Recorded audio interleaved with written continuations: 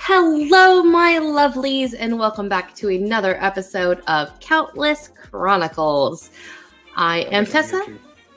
I am Tessa, your RPG mom. You can find me on Twitter at SelkyDreams. And with me, as always, is my adorably lovely co-host, Heather. Thank you. Hi, everyone. I'm Heather. You can find me on Twitter at amethyst_magic. And I play Soxy on the show. And we have a lot of episodes to recap today. We also have our special guest since we finished Arc 3. Everyone hopefully recognizes him since he's the DM on every single episode. We have Logan with us tonight. Hi. I'm actually going away. I wasn't supposed to be here yet. I love this song. I do too. And I'm so amused by what Zach just said. I'm not. I love this song. Yes, Zach, please don't call me mom. Try mommy. No. That's a nope. No? That's a hard nope. Nope. That's hard nope. All right, I'll be back later for the second part of the show, but I'm going to go and do some work, and you don't need to see me doing that. That's very nice. Have fun. So Logan will be back after we've done our recaps. Feel free to ask any extra questions for our AMA. If I am not reading, Heather will be, and therefore one of us will be making sure that we write down your questions. So tonight we are going to review episodes 86 through 98. We've kind of done a little bit of a different format this time. We've shortened things up just a little bit because we wanted to try and make things a little bit more streamlined. So we have more time for your questions and more time for everybody's favorite activity, shipping. So, alrighty then. We're going to go ahead and start it off. Heather, do you want to take a crack at the first one or do you want me to? Oh, I can't hear you, darling. Oh, can you hear me now? I can. Sound issues already. Great. Yeah, I can start us off. All right, go for it. Okay. So, this episode had a lot going on. So, episode 86, we had Soxy, Callie, Rosie, Finku, Pip, and Saldana playing. Saldana in the morning expressed her interest to Soxy in going to see Earl to talk to him, but she didn't really want to go by herself, so Soxy went with her. And while they were there, Earl, the former king and Saldana's husband, talked about how he missed her and was glad to see her, and he didn't really blame her for anything. He understood why she had killed him, why she had done what she had done previously, because she didn't have all the information. So he forgave her and asked her to forgive him for any mistakes he had made. She definitely told him, there's nothing you have to apologize for, but also told him that she wasn't sure whether or not she wanted to spend a lot of time with him. She was unsure how she felt about the situation. He said he wasn't sorry, that everything had happened because it made him human again. Well, sorry, not human. He's a gnome, but, not vampire, so he's not biting things. And then she did tell him flat out that she wasn't there because she wanted to see him necessarily, but because she felt like she owed it to him. And he said he didn't want her guilt or her pity. So that was a little awkward. Soxy also gave Earl back the book that had belonged to Helia. Nyx had picked it up previously, and Soxy gave it to him after she got it from Nyx. The party, after meeting up, went to Callie's temple and discovered 96 nocturne helmets all throughout the temple. It would have been a full 100, except Amy's gone and didn't really have much of a helmet anyway. And then 3 of them died during the attack from the group called the Five, or Mark of the Five, that would leave the bloody handprints everywhere. So there's not a full 100 anymore. But those were everywhere. And then on the far wall was this gigantic 8-foot stylized spider. So everyone was very sure it was a message from the cylinder. At one point, Pip left while everyone was starting to clean stuff up. And when he came back in, fire just exploded through the temple as a mechanism had been set off. What we thought had been a mechanism was set off. Turned out it was actually 2 trench coat wearing individuals from outside. The group ended up fighting them and found out that they were, in fact, cylinder members. And while inspecting their equipment, Finku and Pip ended up grabbing the cloaks, which appeared to be cloaks of displacement, and also the guns to look at them. But something was really weird about the magic on the guns. Saldana used Identify and figured out that the magic was very chaotic, lots of different kinds of magic. So each cylinder, each spot on the cylinder of the gun would cast a different spell based off the runes and how you turned the gun and everything. But of course, none of us know how that works. We just know that it can do that. On top of that, the gun seemed to have some sort of strange hold on Finku, and he didn't want to let her have it. Saldana realized something was very off about it and tried to cast Dispel Magic to get rid of it, but it didn't really seem to help too much. Pip, meanwhile, didn't have the mental effect from the gun, but he ended up starting to get a tattoo on his arm from where he had picked it up. And then after that, the group decided to continue with what they'd originally been planning to do, which was look into the new Goa. They found out that the new Goa had gone to the Guildsman district, and then from there they had bought a cart and gone up into the mountains outside of Cinderhaven to the north. They'd purchased a bunch of mining gear and said something about going to carve out a place of their own, specifically carve out a place of their own. And the merchant also told the group that there were about a dozen or so of the new Goa when they left town, so that's definitely a lot more than what had been before. Saldana, at Syl's request, used sending to contact Allure, saying, "Hope you are well. Syl would like to see you if amenable. Where are you in the mountains? Thank you." And got a response. "Hello, Saldana. It's been so long. We miss all of you very much. We'd be glad for some of you to come and visit. Just look for our symbol." And after that, the group went to the Divine Foundry to speak with Vassifra regarding all of the guild situation that they were still trying to decide on.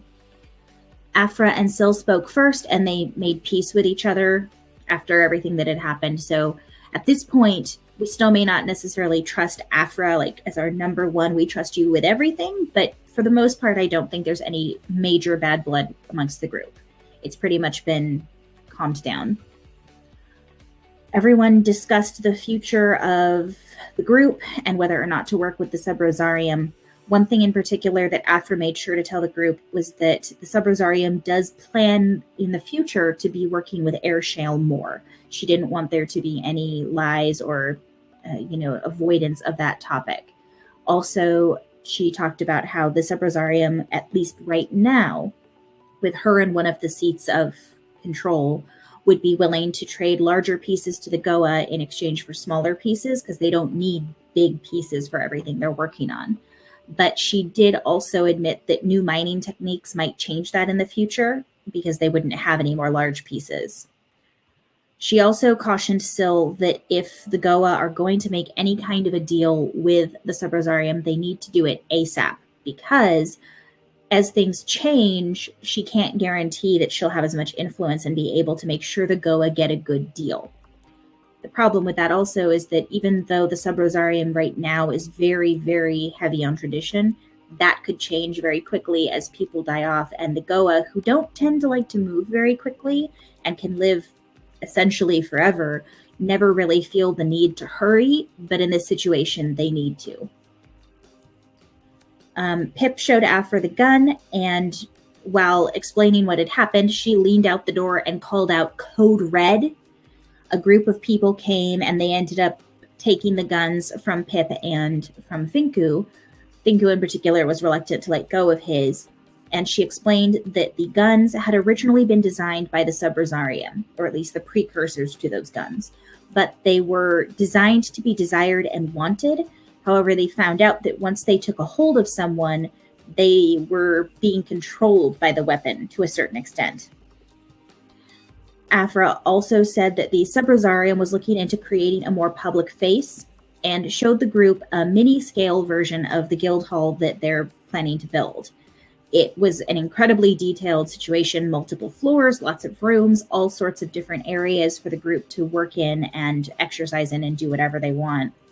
And they'd even fabricated little tiny figurines of each member of the party, including the familiars and animal companions. And that's Afra, a lot of chicken. Yeah, now it is. This was before the chickens. And Afra let Syl have the miniature guild hall so that she could paint it. And that was the end of episode 86. I liked that episode. That was a good one. It was. There was a lot of information in that episode. Mm-hmm. A lot. If you want more detail than that to fill in some of the gaps on the details of what the group found out, the recap is done and it's on the World Anvil page. So you could definitely go check that out after tonight's show. Yeah, be sure to check out our World Anvil. Things are being updated there and moving really, really quickly with those updates. Obviously, we can't condense a 4-hour show into, little tiny bite-sized chunks incredibly efficiently because there is so much nuance and detail. We are only giving you the highlights. So please, if you want to know more about what happened, feel free to read our episode recaps on World Anvil or on our website once that's done being updated. We appreciate your patience while that is going on. So we moved on to episode 87, which involved Owen, Oshin, Saldana, Callie, Lark, and Mari. Lark and Callie spent the morning working on rebuilding her temple after the firestorm that happened, and Owen spent a little bit of time talking to Afra about the guild. But unfortunately, during that conversation, we learned that Tybalt had gone missing, which became the focus of the episode. The group traveled around the city looking for clues to help them find Tybalt, and of course the first stop being that he is at this point a council member, decided to go and investigate his office first, where there was many shenanigans about how many people and a bear you could fit into his very small room. while they looked for clues. After finding quite a few, they headed off to the Lake District house where Tybalt was living there and didn't find anything, but then heard about his Pearl District house where they finally went to last. When we got to the Pearl District house, we discovered that there had been tar posted up everywhere with a message saying, "I know," over every wall. The clues that they had gathered pointed them to the Clover House, and after Mara used her Nakosta ability to ask if they'd find Tybalt if they went to the Clover House and got a good result, they hurried over to try and arrange a meeting there with either Bezel or him as soon as possible. Me, the wonderful non-binary host of the Clover House, greeted the group, and while inquiring about the private rooms, we were told that we could go and check on both of the private rooms, both the blue and the red room, to see if they would suit our purpose. When in the rooms, using the clues that we had found earlier, we were able to unlock a passage leading downstairs. And as soon as the passage was unlocked, Saldana was immediately able to sense Tybalt's presence 30 feet below us. And so the group headed down cautiously.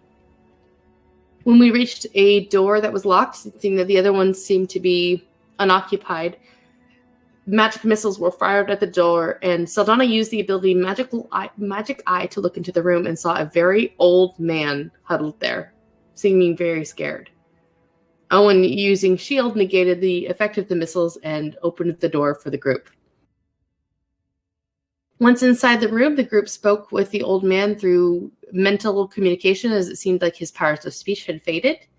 And we learned that Tybalt had been a false identity for Kenbrick Lockridge, something that Pesk had suspected way back in Arc 1, that Tybalt was his own grandfather. She was right. Y'all didn't listen. It's okay. It was the weirdest crack theory that anybody had, and she was stuck on it. Unfortunately, they also learned that because of the use of magic to prolong his life, when the portal was closed, Kenbrick had been affected negatively and had aged extremely rapidly. And he was older than normally possible for any human. And he was dying, and there was no saving him at this point. We needed to help him go peacefully, or at least just be with him. But unfortunately, we heard someone starting to come down the stairs toward the room, and Kenbrick told us all to go and run because he, quote unquote, would kill them all. He showed us a trapdoor for us to flee through, and as we were leaving, Owen cast sleep on Kenbrick, hoping to save him from having to see his own demise. As the group fled, Saldana kept her magic eye up to be able to see what was coming. And she saw Donovan's face. A truly terrifying visage. Even though he did not look, warped or disfigured in any way, the intent and malice in him was horrifying. As we left, we began to hear screaming from behind us, and we knew that Kenbrick had not been spared, even though the magical sleep had been put into effect. Donovan was not going to make the passage slowed for him at all. So most of the group headed to Pinballs after that, and Callie immediately headed over to Afra, seeing the effect of Donovan and knowing that he was back to go warn her. There was a tar painting outside of Pinballs. One down. And then in Afra's temple, as Callie ran upstairs to find out if she was okay, we heard screaming from downstairs, and more tar was posted on the walls. When this time it said, "One down. You're next." And Afra panicked and fled through a portal into the Sub-Rosarium with Callie asking to help protect Afra. But it was difficult, and the only one of Victor who seemed unaffected was Jastra, since she was outside the city. It seems to be that she was spared and Donovan can't find her. So we're hoping to keep Jastra outside the city as much as possible and hopefully spare her from the same fate. Afra and Pinball both took the message of Kenbrick's passing very difficultly. And that was episode 87. Yeah, that was definitely a sadder one, given that the group had finally started to really like Tybalt. Okay, episode 88. So this one had Saldana, Rosie, Owen, what? Oh, Nathan, Pip, I think and that's Kython. I like. So, in our scribe notes, when we had our guest on, Kyle from Tavern Tales, oh, that's right.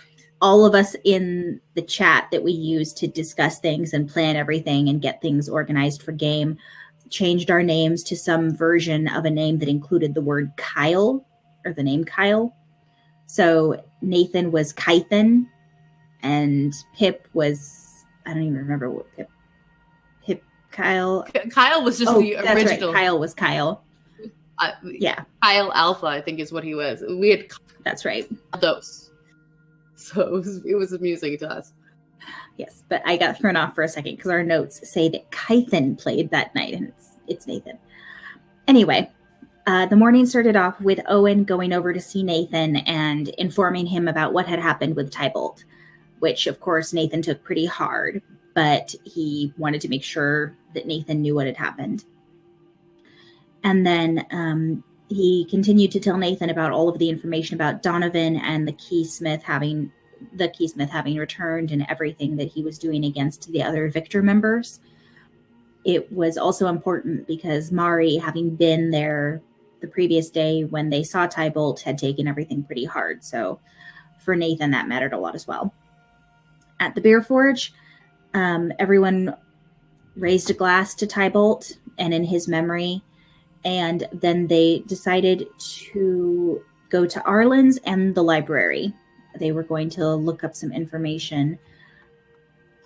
As they got to Arlen's, Pip had his first time there. He wasn't overly impressed with the situation, but he also doesn't do any magic. And then a discussion started up between Arlen and the group regarding the Sub-Rosarium's views on magic items and the fact that they want to be the only ones who make them and sell them in town. Owen asked about some of the items he would need to craft the unicorn horn wand, and Arlen gave him a list. And then Saldana was very excited to be there and purchased a holy symbol to Ball, and everyone headed out to the library. At the library, just as they were getting there, this wave of gentle force pushed out and met the group as they were coming in. They went inside to find out what was going on, and the librarian told them that this was something that sometimes happened when Ash had a story to tell that he wanted people to hear. Pip got very excited and pulled out his puppets that he made to go along with the stories that Ash tells. And as the story started up, it was very obvious that the story related to Ash's champion and also his allies fighting the darkness and its tendrils. As the story went on, it became obvious to the group that the champion is in fact Owen, which was something, of course, that the audience and the players learned a couple of sessions before, but the characters had not yet. And that was the end of episode 88. Also, there were a lot of good episodes that I'm like, oh, that was a good episode. That was good. They're all good episodes. What am I saying? But the next episode, episode 89, which was Illumis, is probably one of my favorites. I'm not going to list out who was there because it was everybody who could make it. If you hadn't watched the Illumis episode, I highly suggest you do it. It's very funny. very heartwarming. And our favorite guest, Santa Jot, makes an appearance. Yes, Santa Jot singing Merry Jotmas. God, Merry Jotmas. So Mo had invited everybody to a Loomis party at Reynard Manor and had decorated from top to bottom with gorgeous but inexpensive dollar store-esque decorations. Pip and Mo had worked together to cook for the entire party. It smelled amazing. There were enchanted heat lamps freeing up the outside for more space. And Bacapella had been hired, along with Zeet, of course, to sing and perform. A variety of NPCs were there. Zreet and Mo, obviously. Kurt, Clara, Nambu, Pinball, Dub, Rydell, Stokes, Zreet, Ivy, and Jastra was there. It was a rollicking good time. So, and of course, being that it was a Mo party, it was indeed a costume party. So everyone came dressed to the nines. Nathan and Mari did a couple's costume about a princess and a dragon. Rosie was dressed up as a pink princess. Boss and the goblins came, and Boss was dressed up as he normally is with his leather jacket and little pompadour. And Patsy was wearing a pink jacket, and Tinker was dressed as a carriage with lightning bolts drawn on. And so for the cast of Grease, and I was so delighted for that. Me too. It made me so happy. Lark wore an ugly sweater with a blue and red background and a painted white symbol on his chest. Pip. Oh, no. The painted white symbol was supposed to be Pip's butt. Pip's butt. That's right. Thank you. I was like, what? Yeah, he was Pip's butt. Jastra came as in a goblin maid dress with arms holding a Mo where her pregnant belly is. Syl and Dub were also a couple's costume, a two-person dragon costume, but Dub was the ass. Soxy came dressed as the dragon mother, wearing her wings open and decorated as a dragon. Nambu, who is a Loxodon, wore a pair of mouse ears. GB came as a gender-bent version of the lead detective from Puppies of Mystery, Sherlock Bones. Oshin dressed in a white coat with white streaks on his face. And Pinball had a white hat and white glitter on their beard. They were the Snow Queen and Hibidoo Hazamu. Connor wore a dragon outfit and a white star. Zreet was a stool pigeon, as she was sitting on a stool. Callie came dressed as the Siren, and Primeheart decked himself out as Lady Enith, which was very funny and amazing. One of the prime reasons you should go back and watch that episode is because some of the people did wear their costume. Zach did a costume change mid-episode. Yeah. It was phenomenal. Just above and beyond. That was amazing. Mo had made himself a pirate, complete with eye patch, which meant he ran into everything. So the group took turns entertaining everybody. Callie sang, Soxy and Nathan sang, and Syl also sang.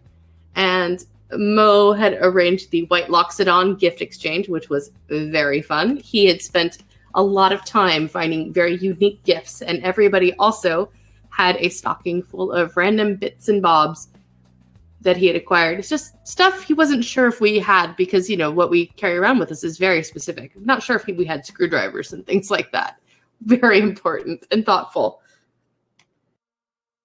And as we were winding down with the White Loxodon exchange, a sudden commotion happened at the fireplace, and a chubby, red-suited, black-mustachioed Santa Jot came down the chimney with bursting flaming ball, and water then followed him down, dousing the flame and making sure the entire room was filled with smoke and soot. Santa Jot walked around, handing out presents while singing Merry Jotmas, and Zreet picked up Jot, and they walked out together for a little bit, leaving a wrapped present behind that said, "To Nathan, from Jay." After a moment, the group realized that the J may have been referring to Jezebel, Nathan's new patron. He opened up the box, and inside was a house of waffles. And as the group kind of dawned on everybody what they were seeing, Binksy appeared, who made us all very happy. We love Binksy so much. Heather and I love Binksy probably more than we should because Binksy is not a new character to us. He was not a new character to us when he came into this game. So we have Binksy feels. So many Binksy feels. So Binksy has switched allegiances and is permanently now with Nathan. So not as his familiar, just as his friend. And then the parties decided to exchange gifts with each other. I am not going to go through every gift that was given to everybody because we would be here for another 4 hours just on this episode. So I'm just going to highlight a couple of the main ones that are remaining as plot points. Soxy gave Pinball and Oshin 2 kittens that glitter in the sun. And they are to be awakened, which they already have been awakened at this point. We just don't know their names or their personalities. I'm very excited for Logan to bring them in and to hear what they are up to. Yeah, me too. As a gift, Aldeon and Pinball gave Soxy and Oshin 2 tiny vases with liquid and an empty larger one so that when they are ready, they can relive their shared memory. Nathan proposed to Mari, who said yes. Ivy revealed to Connor that Cicely had looked for him for a very long time when he disappeared and had left him a letter before she had passed away. And along with that, she also had Cicely's diary for him to read. Connor had a gift for Ivy as well and had found a painting at a thrift store of the heroes, including Hobbs, Cicely, all celebrating together at the Beer Forged. And Connor could also be seen just off to one side of the painting. I kind of have a little bit of an Ivy Connor ship going on in my head, which is, I know it's not the time for shipping, but I can see it. I could see that. It's a sweet one I like. I like she owns a bar. He's possibly an alcoholic. That could be a problem, but otherwise. Boss granted Lark the deed to the Green Iron Village and pledged to help build whatever he wanted there. And then Lark, in a very touching story, told a story of his childhood, professed his love to Jastra, and presented her with a teddy bear that was 1 foot tall and tie-dye colored. And when he turned around, realized it was made from one of Dermot's legs to make sure that Jastra could have a piece of him and Dermot wherever she was, which was very sweet. Callie received a 2.5 foot tall statue from Afra, which is a sculpture of the original symbol of the Dragon Mother, and had one that had been mostly lost to time. And Afra had it researched and specially created for Callie's temple. Then Afra also gifted Syl an incredibly old tome describing in rough terms the Goa creation process, and even more so, gifted Syl a giant boulder of raw air shale about 8 feet long, which I believe Syl has named Vass, I think. Oh, I didn't catch whether she named it. I'm pretty sure when she had her moment with Callie, it says your name is Vass, which I love. It makes me very happy. Rosie then went to the center of the party and declared that her present for everyone was that she loved them and was very sorry for her behavior over the last couple of days. Suddenly, a red-coated courier delivered a parcel from Matthias to GB, and inside was a painting that GB had never seen before. It was a picture of GB and Hobbs playing on the farm together, and there was a paw print etched into the frames with the words "paw here." GB put his paw on it, and the frames played Hobbs' voice saying, "You're a wicked good boy," which made all of us cried. Immediately cried, all of us. Because God damn it, my heart and your husband make... And it's a puppy. It's a puppy. Someone said the word rave, and glitter erupted around Reynard Manor. Special glitter that was easy to prestidigitate away. Finko had made some special glitter deployment units to help them celebrate since he couldn't be there. And an even more interesting courier arrived as Miss Fennec herself knocked on the door. She had invited herself in, greeted Mari warmly, and cryptically said that Haley had left a package for Mari before she passed away, and that Haley had loved Mari and wanted her to have it. She had used her entire last year's wages for it, and inside, Mari found a blown glass staff of the woodlands in the shape of a sunflower. Holy crap. I got goosebumps again because that was such a powerful moment. And as the party wound down, my favorite moment of the entire episode happened. As Jasper got up from sitting next to Lark, walked over to Rydell and returned her wedding ring. And as Rydell sat and thought about it, the rest of the party saw Stokes kneel behind him with a new ring. And in a few moments, along with some of us telling him, turn around, Rydell turned to see Stokes proposing to him and happily said yes. It had appeared that Stokes and Jasper had arranged it together, and they shared a happy conspiratorial smile from across the room. So that night ended with 2 engagements, one of party members and one of 2 NPCs. And it was just a very beautiful, happy, much needed, relaxing episode full of laughter. Indeed. Much happiness all around. Yes. Okay, so... Oh my god, y'all going crazy in the Discord chat.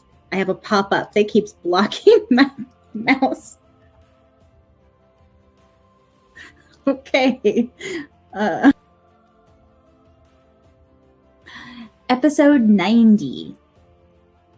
So episode 90, let's see. So at the Beer Forge, everyone met up and discussed what to do next and discovered that Ivy had put the painting Connor gave her up on the wall. So the group gathered around and chatted and decided that they wanted to go see if they could find the new Goa and talk to them and see what they'd been up to. So they traveled up into the mountains and began looking for the symbol that the Goa had mentioned, but they hadn't told them what they were, just that there was a symbol. And so while they were there, Mari flew up into the sky as a bird and started looking around trying to find something. And she did find a symbol etched into the face of the mountain. And then she found another. So they started following them. After a while, they also realized that the symbol was actually the alchemical symbol for Earth. And they continued on their way and eventually got to a carved doorway in the mountain. And around it were all of these sculpted reliefs of agonized, tortured people. And they appeared to be fairly freshly carved and not super old. So the group suspected this was the right spot. They looked around a little more, and then they saw a single Goa standing about 30 feet away or so. And this Goa, unlike most, wasn't white. It was a very, very dark color, almost black stone. And it had a bow and arrow notched, but not drawn. They followed it and went further into the cave and eventually turned a corner and saw Al standing there waiting for them with drift globes all over the place lighting up the cavern. He greeted them and he started leading them around. He revealed that there were actually hundreds of Goa working inside the cavern. For anyone who had lost count, there were 5 when the group had to make their deal with them to tell them how to make the new Goa. Steeple, the 5th one, was the one that first shaped into the form of a cleric. And that's the last time the group had really talked to them about it. Al showed the group around and all the different things they were doing, and he explained that one of the things they were doing was refining Nightmare, and making it, well, Daydream, Nightmare, whatever you want to call it, refining it so that they could have more control over what would happen. And he also said that the new Goa that they were creating were not connected the same way that the first few were.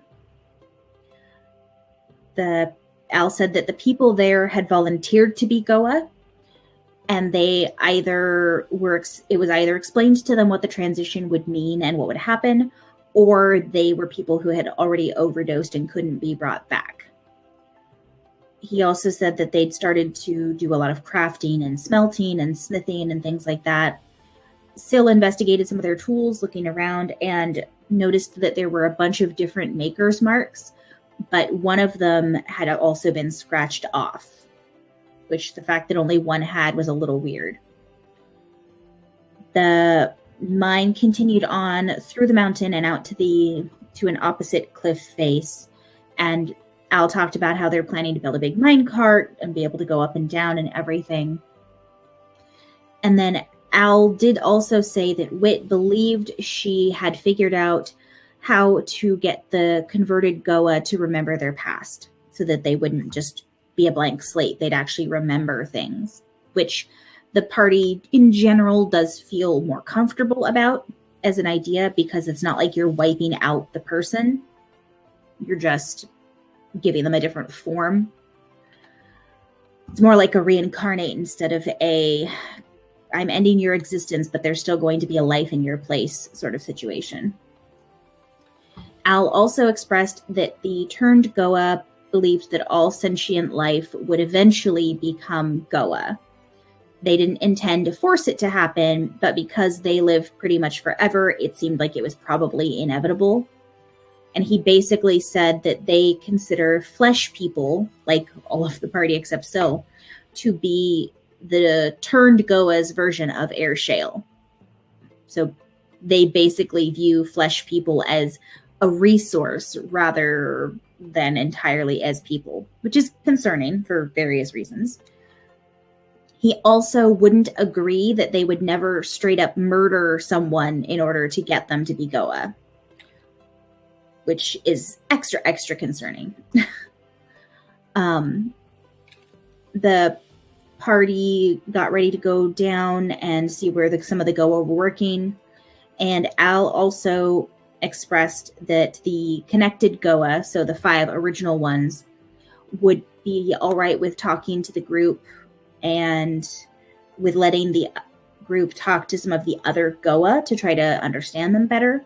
But Al also admitted very openly that they were not telling the group everything, which of course is concerning, but he flat out told us, so we know they're hiding something, we just don't know what.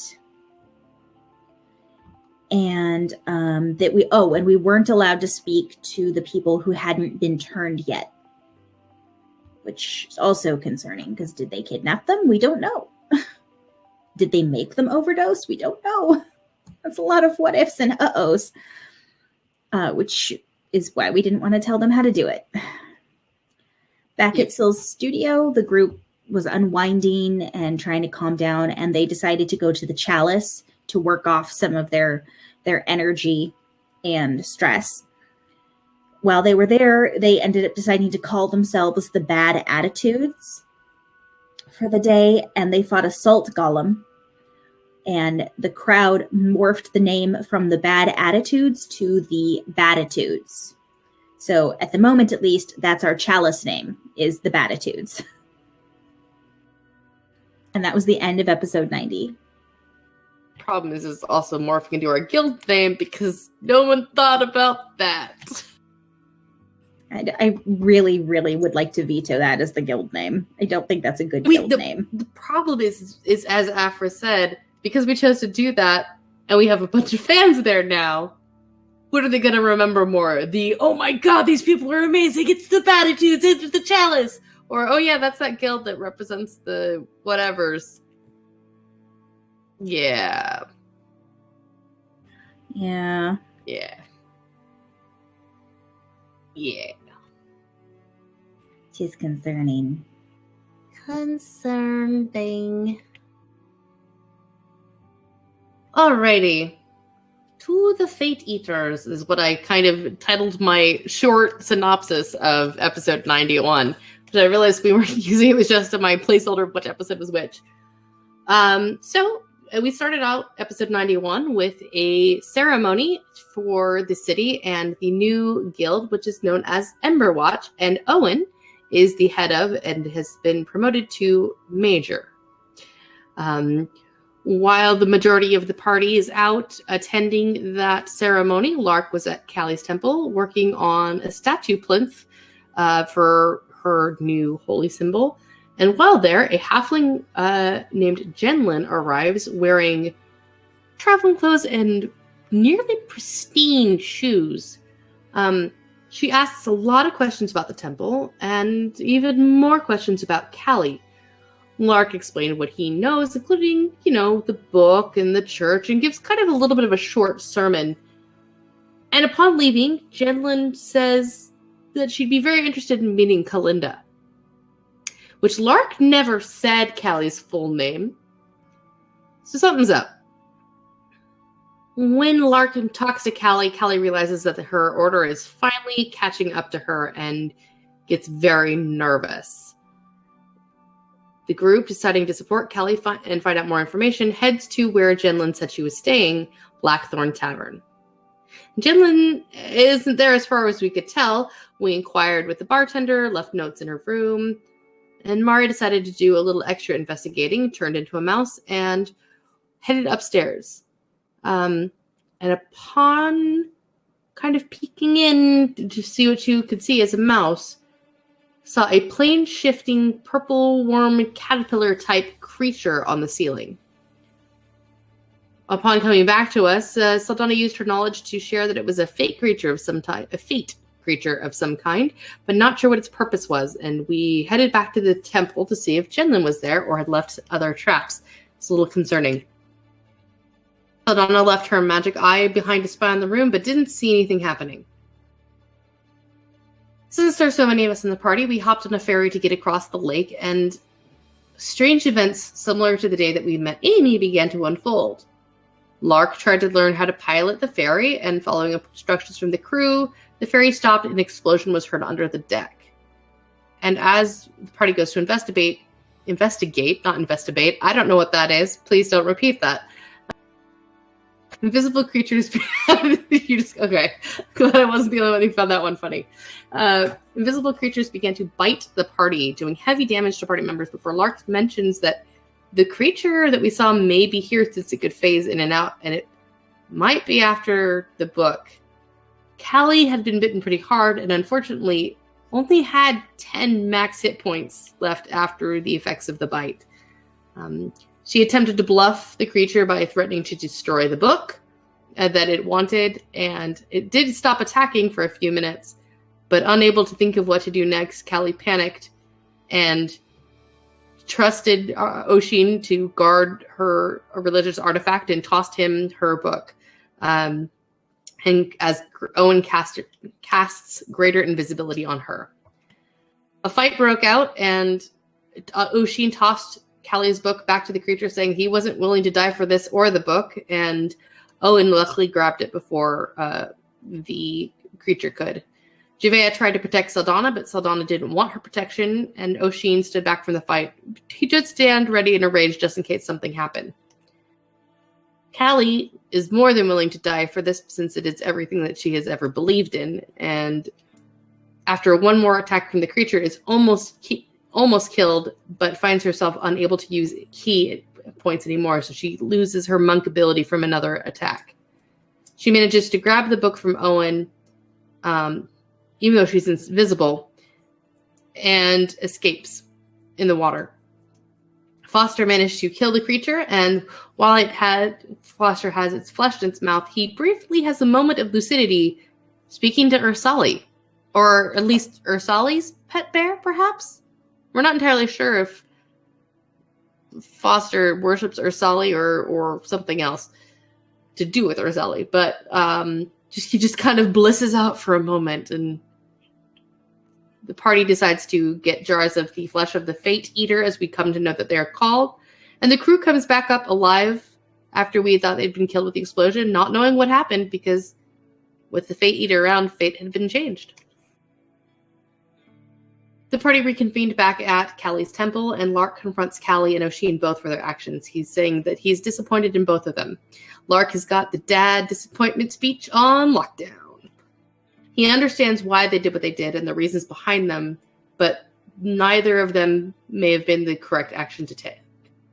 Both Callie and Oshin go separate ways, with Callie looking sadly after Oshin, saying, "I trusted you."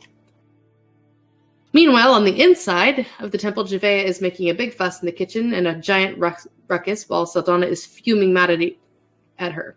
Neither will talk to each other, and Owen steps up to the plate and starts the conversation for him. Saldana is mad about not having the ability to make her own decisions and doesn't want Javea's protection anymore. She says she's not a queen or a noble and she wants to be left alone. Javea overhears this and storms out, slamming door behind her, and Saldana does the same in the opposite direction. And that is how that episode ended. Yep. I feel like both of the paladins have had to pull out the parent voice on different episodes. Yep. Yep. Because Soxy did the same thing with, who was it, Nyx and Oshin? Over the whole, like, treating Callie badly episode when we were dealing with bad company. Ugh. Mm-hmm. Okay. Episode 92. The group decided to look for some of the wand ingredients that they would need to turn the unicorn horn from the Shadowfell into the wand. And one of them included a lily plant that was Fae touched. So they went to talk to Aphra about it before trying to find it with magic. And she told them that she could get them everything except the lily. So Owen and Finku debated what to do and ultimately decided to go talk to Bezel, since he's known for being able to get hard-to-get items. So they went and talked to him at the Clover House, and while they were there, Owen showed Bezel the remains of the Fate Eater and told him about it. Bezel was interested in the material, and Owen asked about the Moon Flame Lily, which was the lily they would need for the recipe. Bezel needed an hour to get some information, and he got information on both the lily and on a dragon egg, both of which the group were interested in. Bezel, in exchange, wanted the material from both of the jars that they had of the Fate Eater. So the group took the dragon egg information and... Bezel told them that the lily information might not have been a fair trade for their second jar of material. They found out that the egg was being stored in a carriage convoy, and that there were carriages going in different directions to try to hide where it was. So they started following that and doing some planning, and Finku was able to stealth into the caravan with Binksy to get the egg out. However, as he did so, he noticed that the tent had been sealed with him inside, and he had to use his knife to cut it open. The egg rolled out of the tent, and two cloaked men confronted Callie before she ran away with the egg. Finku attempted to attack them, and a little bit of a fight broke out. Callie eventually headed back and gave up the book, with the rest of the party watching. The information that the party received from Bezel was all a setup for the group to get their book back, which of course does not make us happy. And as the Fate Eaters were leaving, they whispered to Callie, "The Devourers are coming." Meanwhile, Saldana went back to her apartment and heard Javea packing her belongings, but she didn't confront Javea at all and just let her leave. And then Javea hasn't returned since then. Owen, Nathan, and Finku went and talked to Bezel and demanded a refund. Bezel did apologize for the incorrect information, but didn't believe he should garner all of the loss. So Owen tells Bezel he can keep the jar if that constitutes a promise to get them another lily flower. Bezel revealed that he had some of the lily and he'd give it to Owen for both jars right then. So Owen agreed and took the lily and left Bezel with the 2 jars of Fate Eater meat. And that was the end of episode 92. Fate Eater meat. Sorry, that was a weird way of saying that. It just was in my head and very strange.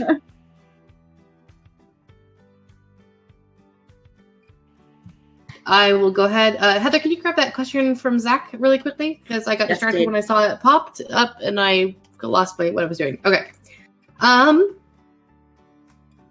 Episode 93. The episode began with Oshin talking with Pinball about the recent frustrations involving the Fate Eaters and Kalinda putting the party in danger over a book. I maintain that book was way more than just a book. But I do understand the point.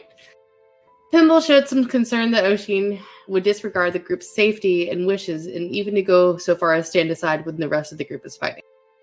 Oshin insisted that were the situation in their shoe, where Pinball in their shoes, they would have given up the book without a second. Oh, sorry. Blah, blah, blah, blah, blah, blah, blah. Rephrase. Where Oshin in Callie's shoes, he would have given up the book without a second thought, which is why when Callie handed the book off to Oshin, they transferred it to the Fate Eater. Pimble asked what O'Sheen thought Callie expected from them when this handoff occurred, which flustered him a little bit. Pimble requested that O'Sheen try to work with the group and not against them. At the beer forge, things were packed. Connor was sharing a story about a fight which he had back in the day alongside the hero Lady Enith against a witch, and that she killed it with her halberd. He also shared his finding from the letter by Cicely with Callie, which read, Connor, I wish there were more years left, but with things in the city as they are, and with my husband's involvement, I don't think things will go well from here on out. I'm locking this all away in case you ever return, and I hope I have someone to leave it with. You can understand through my notes, hopefully, what is going on, but this is the most important thing I want to leave you with. I discovered this as part of one of their quote-unquote holy books. I hope it helps, and I believe you are alive. I hope you are alive. Cicely. The torn-out page read, The devourers come when day is night. A skip in the line will destroy the blight. Will destroy the bright. Moving a man through the weeds of Fey brings darkness above and ceasing day. Several other pages were talked about with a group called the Octogram that always work in pair, seem to use magic. Can they cast everything? And then there were notes about her tracking Connor. Connor disappeared on this date. The last place he was seen was the Clover House, doing a job for Bezel. There are pages and pages of notes, some scratched out and others underlined, false leads. A resounding no about Bezel being involved. Connor was not the man that everyone seemed to think he was, but seems to be a good man overall. Glad I'm not doing this for nothing. And finally, giving up. My health is failing and the city is getting worse. It's been years. I hope you're okay, Connor, wherever you are. Connor discussed the changes he's noticed within himself, and he touched a glass of whiskey, and it froze completely solid. O'Sheen related this ability to Trey, the cold-based construct from Victor. Primeheart asked if Connor had any strange dreams, in which he does. One that recurs. A snowy field with laughter and inhuman shrieking. The party considers whether or not this has anything to do with the Winter Court, potentially. And so they decided to go see Pinball to see if he had any connection with the Winter Court that could fill in the gap in Connor's history. O'Sheen and Callie apologized to each other as they left, stating they were both wrong for their actions. Pinball, unfortunately, knew very little about the Winter Court and even less about Devourers and the Octogram, though we did put two and two together that the Octogram and the Cylinder both have 8 letters, and they're both kind of shapes, which is a little strange. And that one just kind of hit me today on the way home. I'm like, why have we not brought up the fact a cylinder and an octogram, even though it's not technically, I mean, it should be an octagon, but it's like it's kind of shape related. Perhaps both 8-sided? Perhaps. Like an 8-sided gun cylinder? That's terrifying, Heather. And Pimble agreed to research the verse, at least from Cicely's letters. And the party left to then inquire with the other person that they know had knowledge of that time, Afra. And Afra did indeed know about the octogram, which was the old name of Cylinder. They had an end goal, but she was unsure what it was. Callie spoke to Afra about the Fate Eaters and her book, and Afra said that she could get copies of the book already translated, which was strange to Callie because she'd never seen that before, as the only artifact that she'd had was the original, or what she'd been told was the original writings regarding Elumir Aruna's prophecies and gospels. Concerns her then, did they need the book because it was an artifact, or did they need it for some sort of other translation, perhaps? At the Erasmus estate, I'm backing up a little bit. The group decided to go check on Javea, since no one had seen her in a couple of days. And on the way there, they ran into Mo, who was cleaning at his tower and preparing to paint it hot pink on the accents, which I think is a look. Mo, you should be very proud of that color choice. He then asked O'Sheen if he was planning on doing anything about the broken and melty thing in the closet.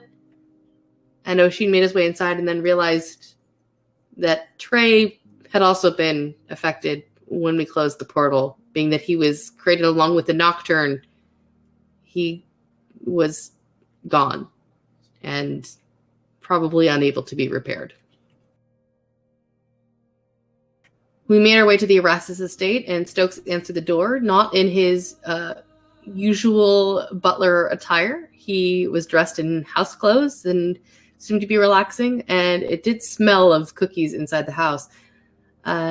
He confirmed that Javea was avoiding visitors, but he said he would go check on her. And as he came back, he told the party that when asked, she responded by covering her head with a pillow and groaning, which he interpreted as a welcome for the party. So the group came in. Callie tried to tickle her away. Connor offered her whiskey, which she was very happy to accept until we reminded Connor that she was 15. Which then he ran away. He was like, nope, my whiskey now. Rosie invited her to a sleepover and insisted that she would only invite people that Javea was comfortable with and willing to see. Lark offered her a job guarding Jasper, which she considered. While Javea was not willing to come out today, we did convince her to at least accompany us tomorrow to get out of the house. She also complained of a stomach ache, which may or may not have had to do something with the copious amounts of cookies that Stokes had been baking for her. He wants it. Saldana's not in the house anymore. Mm-hmm. Stokes has empty nest syndrome. Empty mansion syndrome. Empty mansion syndrome.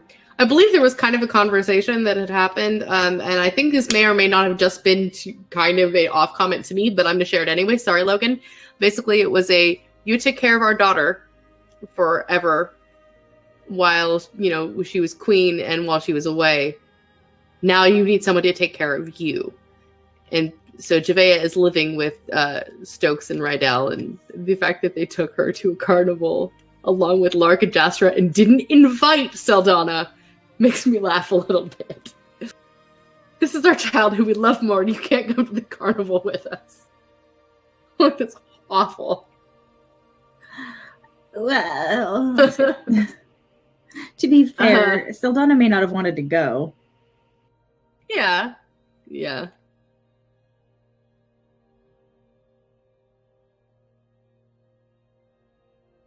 Oh, sorry. That amused me. We were able to get contact information for the only ex-cylinder member who is still alive, a gentleman by the name of Finn Tinkelmane. We were told we kind of worked our way in by not giving Afrin's name and saying that we'd been sent by an old associate who designed weapons, which piqued his interest. And he inquired if it was somebody named Wendell, which we should write down because we knew that the Sub-Rosaria made those guns. So we need to kind of investigate who this Wendell person is. Was he a member of them? And we kind of let that go. We want to add that to our list of who the fuck is Wendell? He didn't recognize Connor's name, but did know of the Devourers, and it was foretold that the Devourers would devour Vale if a problem was worked out. Multiple poems describe a different relative plane for a ritual summoning of the Devourers, and Connor's part in this ritual was most likely a fluke. It doesn't take the blame off those responsible for sending him forward 100 years, however. When asked about the processes within the octagram/cylinder, he answered that an unseen benefactor provided the weapons, and they'd always worked out of their own homes and being given jobs through sending, so nobody was too connected to anybody else. Connor asked if he could come back another time to drink and reminisce of the past, and Finn agreed that as long as they didn't talk about his old job, he was quite happy to do that. He also mentioned upon parting that Devourers were also called cannibals. The party concluded the day at Prime Heart and Callie's to see whether or not Connor was able to use the strange gun that he had stored there. Underneath a large banyan tree nearby, through a trapdoor, Prime Heart went to retrieve the weapon and handed the strange gun from the cylinder to Connor, who fired it twice. The first time to no effect, and on the second attempt it destroyed the target, but also all of Connor's clothes and personal effects, with one or two exceptions. Callie was not upset by this at all.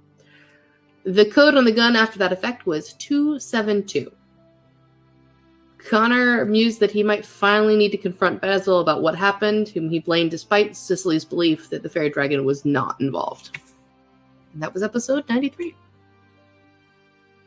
Honestly, I don't trust Basil, so I don't think that's a bad idea of Connor's to go ask more questions. I don't think it's a bad idea either. I trust Basil about as far as I can throw him. Ellie being, hey, it's a dragonette kind of thing is not. She doesn't trust him, but she's respectful. I'd like to point out that Callie could throw Basil pretty far. He's a tiny little fey dragon. That's true. Callie is not very strong. Everybody seems to think Callie is much stronger than she is. She's not. Okay. Episode 94. So the group decided they wanted to check out the guild hall that was being built and then go fight in the Chalice. So they went and looked around and saw what was happening at the guild hall build, and then went and signed up for a terrain fight, which would take a few hours to get ready. They went to the spa beforehand to relax and kill time while they were waiting. And when they got back, spa trip ever. Huh? First successful spa trip ever. On stream, yeah. They got back to the Chalice and discovered that the fight had been set up like a bunch of caverns, which our group is very familiar with fighting in now. And inside there were crocodile-like creatures that could hide well in that particular type of terrain. Callie got hit pretty badly and actually died in the first round. To be fair, she only had 10 hit points. But she was brought back by Prime Heart immediately. And it actually restored her hit point maximum and her ability to use key points, which was good. Yay! We need those. Very pleased. The fight went fairly quickly after that. Oshin did go down, but not phrasing on those notes. Oshin did fall at one point, but was brought back up. And same for Finku. He got close to falling, but was brought back up to more normal hit points. The four of them finished the fight and found the quote-unquote treasure, which would signify the end and that they had won. The treasure was the nest of the creature where there were eggs found having been devoured by the creature to heal itself in the fight. The fight master introduced themselves to the group as Chanlin, but preferred to go by Chan, and he joked with the group that about the creatures after and said that they were cute little cannibals since the mother had eaten the eggs. And devoured them. Devoured them.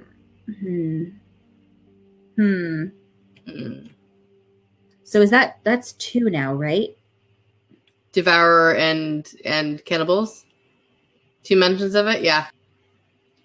Eating eggs. Fails the egg of the world. I has a concern. Okay. Yep. Sorry. We're going off on a tangent, but I has a concern also. They finished replacing the diamonds that Prime Heart had used, and then the group went and replenished their supplies before getting a post-fight drink. We've been doing a lot of those post-everything drinks lately. Brings us up to episode 95. We're getting close, guys. 3 more to go. Episode 95. Afra gave Owen the information he needed on how to set up and perform the ritual to imbue the Shadow Unicorn's horn with power, including overviewing the months and days of the moon phases and how it would imbue the horn differently and what he could expect as far as the timeline. He decided to set up the ritual on Pinball's balcony because it would be mostly undisturbed up there and probably the safest place. We decided to go visit Lark and Jastra after we couldn't find Javea, where we found out that they were all off together at the carnival. Sildana had sending to Javea to make sure everything was okay. She was very excited because, oh my god, I'm on a ride right now and I'm at a carnival and Daddy Stokes and Daddy Rydell took me there and it's amazing. I think that was pretty much almost verbatim that. But unfortunately, as we were walking, we found a lump of snow that turned out to be Wabura, dead, and he'd been shot, and his gun and his pelt were missing. Saldana tried to speak with the dead to see if he knew who'd killed him, but unfortunately, the ritual had been done very recently. Unable to really do much of anything with that until several days later, Callie used gentle repose on the body and placed him in a spare room at her place so that the ritual could be done again when time was there. She left a note on the door to tell Primeheart not to open the door because it might be upsetting, but that everything was okay, or as okay as it could be. So Saldana decided to go find Earl to speak with him. And after much searching, we find that he is not on the ship anymore. And we found him sitting on the cliffs where his castle once stood. We let Saldana go over to speak with him alone. He looks very sad because he is leaving the city. He's done. He's reminiscing one last time before he takes off. While sitting there, they have a brief discussion, and he gives Saldana 4 envelopes before he leaves and says, read them when he's gone, chuck them in the ocean. He doesn't care anymore. He can't. Each envelope has a name on it. Dark past, ugly lies, gray world, and hopeful future. Given that it is the new year, and now the next day would be the year 1200 instead of 1199, the group decided to go back and celebrate New Year at Owen's together, and Saldana got drunk for the very first time. And while drunk, opened up the letters from Earl. Each letter detail Earl's feelings about Saldana, the world, and everything that happened. And then the final envelope is nothing but a flyer that says, hopeless, we can help, and the symbol of the new Goa. So I think, but none of us know where that is because Saldana is keeping that very close to her chest. So she also didn't tell anyone what that last letter was. She hasn't told us about any of the letters. Yeah. So no one knows that Earl might actually have been turned into a Goa. Mm-hmm. Yep. And my cat decided to come say hi.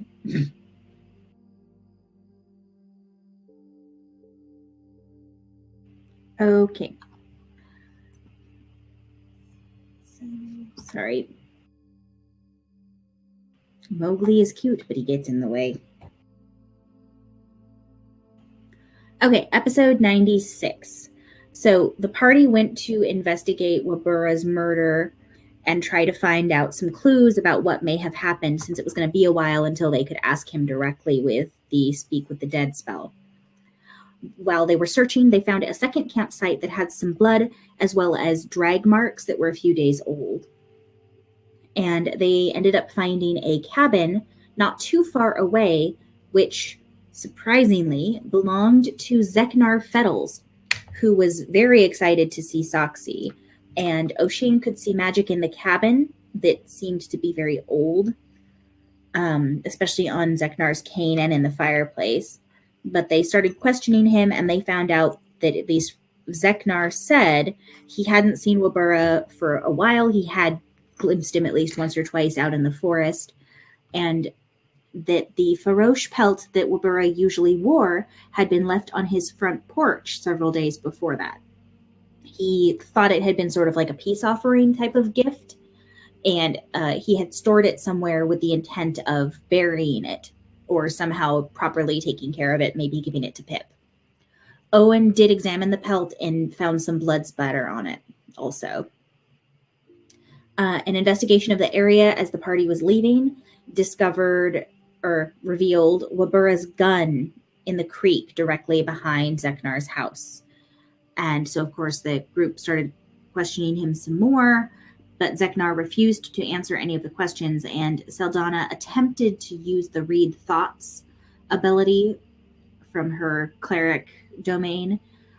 Unfortunately, when she did that, it failed. One of the logs in the fireplace burst, some sort of protective magic for Zeknar, and he knew that the group had tried to do something to him with a spell. They tried to question him more, but he just refused to say anything. And given the evidence, Owen, and because it was a murder case specifically, Owen did bring him in for questioning. The group did not manacle him or anything like that, and they definitely didn't threaten him, though it was pointed out later by Logan that Zeknar's a dwarf by himself and he's crippled. So the fact that the group was all there standing around staring at him, even though no one threatened him directly, was probably fairly intimidating, and or he might have taken it as a threat. Though it wasn't meant to be one as far as anyone was concerned. To be honest, the group isn't so sure that Zeknar did it, or if he did, he's got to be one hell of a good liar, because his limp doesn't appear to be false, so they're not sure how he could have drugged Wabura's body around in the first place, amongst other things. But he refused to answer, so after being brought in, Saldana used a divination ritual at the Knowledge Temple to try and see if Wabura's killer would try to leave the city within the week. An answer, what she got, was that a book off of one of the nearby shelves fell down. It was a book of fables, and it opened to the story of the turtle and the hare. And that was the end of episode 96. Very cryptic clue that we still haven't 100% figured out. Yeah, I'm a little bit not sure what to do on that one either. So, episode 97. Episode 97 was the introduction of a new character named Errol, who is played by Aiden, and seems to be a very good guy. He was brought into the group as a find from the Sub-Rosarium, and given that one of the tasks of the Sub-Rosarium is to go to Lamina Island at some point, Errol is being brought in as a somewhat expert guide, given that he hails from the coastal area of Lamina. Callie was made the guild representative for the guild council, which thrilled her. And we received our first task from the Sub-Rosarium, which was a trip to the Celestial Plane to facilitate a trade with a hound archon by the name of Kavin. The trade would be a sentient deck of many things for the Celestial Mantle. The party goes to the library to learn all that they can about the plane and how to deal with a hound archon. And Afra, upon hearing what we'd researched and learned, was pretty happy with the amount of information we were able to gather, and gave us a very stern warning not to use either item or to attack things willy-nilly, as we had confirmed that it was a lawful plane. Afra also gave Callie a note to give to Kavin, detailing the information on how the Celestial Mantle would be used and the information about their trade and research. Things go fairly well at first. We brought offerings to Kavin. We spot a beautiful unicorn, which Errol asked Syl to draw. And then we were attacked by a strange creature, which we did defeat and finally reached the home of Kavin. Callie gives the note to Kavin from Afra, still sealed, did not peek inside. Now, the entire time we had been told that this deck of many things was sentient and kind of obnoxious, but we hadn't heard a single peep from it.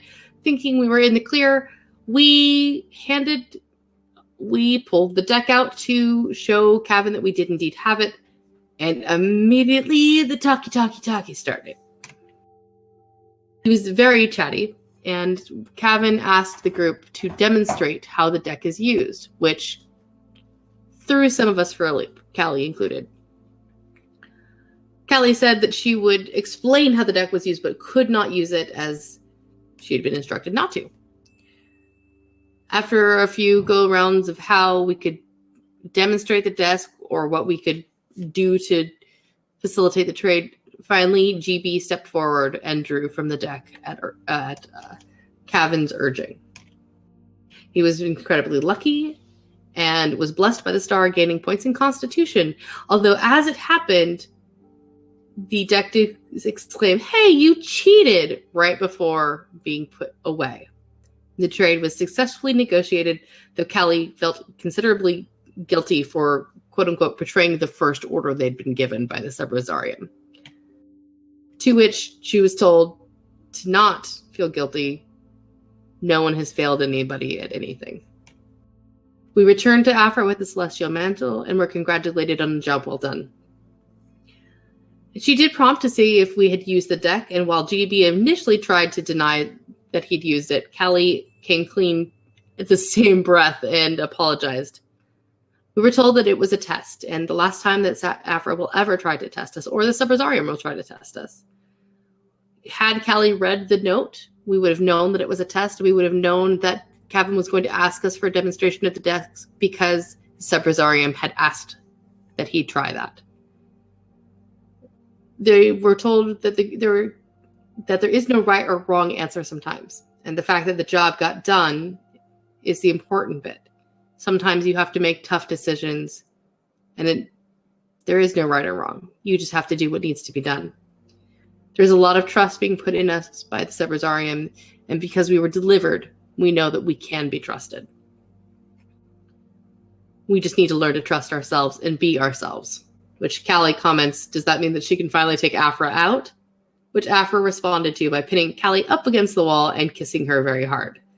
Cue my happy little shipper heart, because that's one that I've been holding on to a really long time. I described Afra day one, and my heart went ka-thunk, ka-thunk. So I was very excited. Syl returned to her workshop after a job well done to find Dub in a haze, drawing manically page after page after page, just dark scribbles that seemed to make no sense. Upon leaning over, he sighs out, finally finished, and comes to. There are hundreds of pages that make a dark and terrifying puzzle for Syl to piece together. And that was the end of episode 97. So, 98. Give me just 1 second, guys. I just noticed that somehow the notes for 97 and 98 are the same. Are they? They shouldn't. Oh, they are. I think it's because I think what happened is that there was a little bit of a mix-up on the numbering, because the finding of the puzzle and doing the first errand for the Subrasarium was the end of the arc. Okay. So I think that was what happened, because there was a little bit of a mix-up with numbering, and I don't know that we entirely sorted it out. But okay, well then we're done. So yeah. So with that, then we're gonna go ahead and invite Logan to come back. Please, pleasey, pleasey. And Abraham Lincoln is absolutely, if Afra was a president, and I heartily concur. And yeah, so as soon as Logan is back, we will go ahead and start in on the Ask Me Almost Anything. Yep. The AMAA. Mm-hmm. So last reminder, well, not the last one, we'll still take questions after he starts answering. But if you guys think of anything or have thought of anything since your last questions, please don't forget to post them. We're also going to double check the our shorthand, Countless Heroes Discord chat, just to make sure no one posted any new questions there. And as soon as Logan's on screen, we'll get those answered for you. While we're waiting for that, we could always just do a very quick. A minute, guys. Sorry. Oh, no worries. Well, there was a couple of questions that were for players, so Heather and I will go through those really quickly then while we're waiting for Logan. Sounds good. The first one being, do you feel like the new Goa will be a problem, or are they actually just trying to make a living? Since there were a lot more new Goa, are there any NPCs that we think might have been turned before they left? The idea that Earl in general might have been turned into a Goa is very concerning. I haven't had much contact with the new Goa. I had more contact with them as Pesk. So I've been a little bit out of the loop on them. I personally am very interested to follow that, given Callie's relationship with Airshale, and to see a little bit more for myself where that goes. I has a concern, but I am also open-minded on that one. What about you, Heather? I 100% think they're going to be a problem. The fact that they weren't telling us everything, which they admitted, so I appreciate that. But the fact that they weren't telling us everything, and the fact that they wouldn't let the group talk to the people waiting to be turned, and the fact that they would not say, we won't murder people in order to turn them. I'm sorry, what the fuck is my cat doing? So much. So much. I have no idea what he's doing. He's like literally right behind me doing something. Trust no one. Trust no cat. Okay. Yeah, so all of those things has me very concerned. Also, the fact that, I mean, they'd always kind of had this attitude, which is why we were so against telling them how to make more Goa. But they flat out said that they considered flesh people to basically be their raw resource to turn into whatever they wanted. So what that translates to is that they consider a sentient being to be just another resource for them to use, which is extremely concerning. Yeah, very, very concerning. Also, I almost don't know if I should do this on the stream where Logan can hear me talking. Oh, yeah, it happens more often than you think, so go for it. That's true. So I had a thought. So the Fate Eaters first mentioned the Devourers, and they devoured Fate, and then also changed it after they were eaten. Like, they were eaten and gave some to someone. Then we had the Crocodiles. Yeah. Then we had Mawblade. Yep. So that's 3. We've also got the new Goa. Yep. Who are technically cannibalizing people. Oh God, I didn't make that connection until you just said it. Now I'm horrified, and I can't. Logan's making his little happy dance face because he hasn't moved his things. The audience can't see him dancing in front of us like little happy dance. So I'm like, God. that connection just happened for me as we were going through these recaps. So basically my brain for the last 2 sessions that we were going through was just going shit. I mean, shit is pretty much what happens on my brain in every session that I'm in is shit, what the fuck? What do we do? Countless fears. # countless fears. It pops up every single episode. It is entirely valid. Jay, is your reaction that Logan is wearing a gray shirt is because Logan has worn a black shirt in every single episode up until the history of forever, and today he's wearing gray? Can't hear you, love. This is the only non-black shirt that I own. It's true. It really is the only non-black shirt that he owns. And if they'd had 2 of them, I would have gotten 2 of them.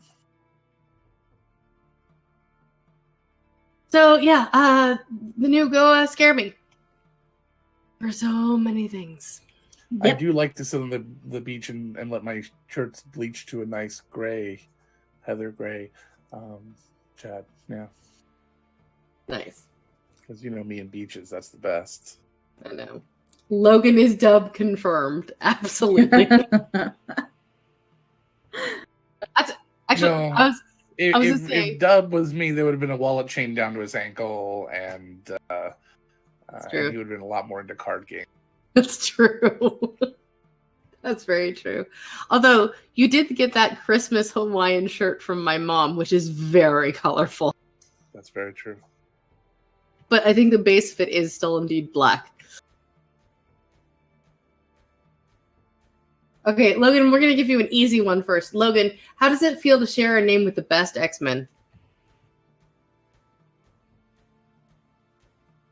It's very disturbing when you're hearing people talk about it all the time, constantly.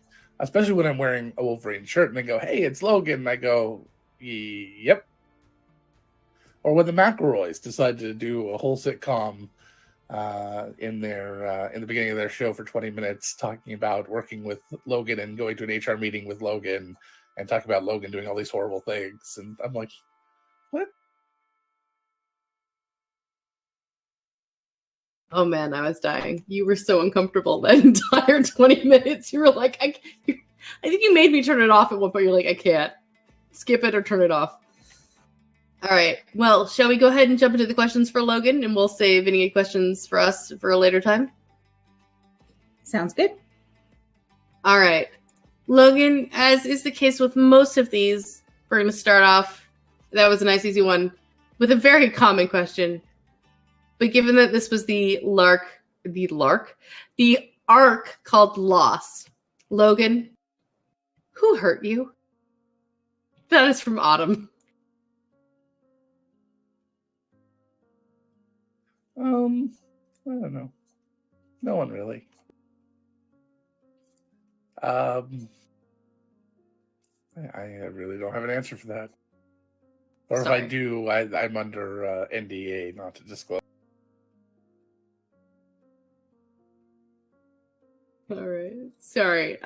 Those always, we've gotten a study amount of what the fuck Logan's, and that one was a little bit unique enough for me to be like, all right, we're putting that one in there. Fair. Okay.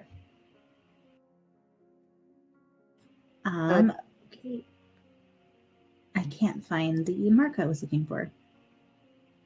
No worries. I'll go ahead and do this one then. Was there any part of Loss that stood out to you as game-changing?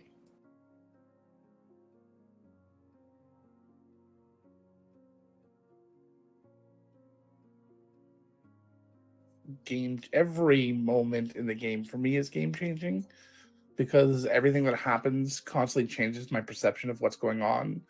And the behind the scenes things. I mean, every episode is game-changing. Loss was probably one of the least game-changing, because I knew almost every one of the losses in that I knew going in. I had 4 of them planned, and I don't do a lot of planning, but it was more of a fact that I knew we were going into something called Loss. I knew that I was wanting to have this kind of this moment of defeat and consequence. There was a lot of consequences left from what was going to happen, because I started to see things pile up. I knew that they were going to lose 3, Trey counts as 4 of their friends from the closing of this gate.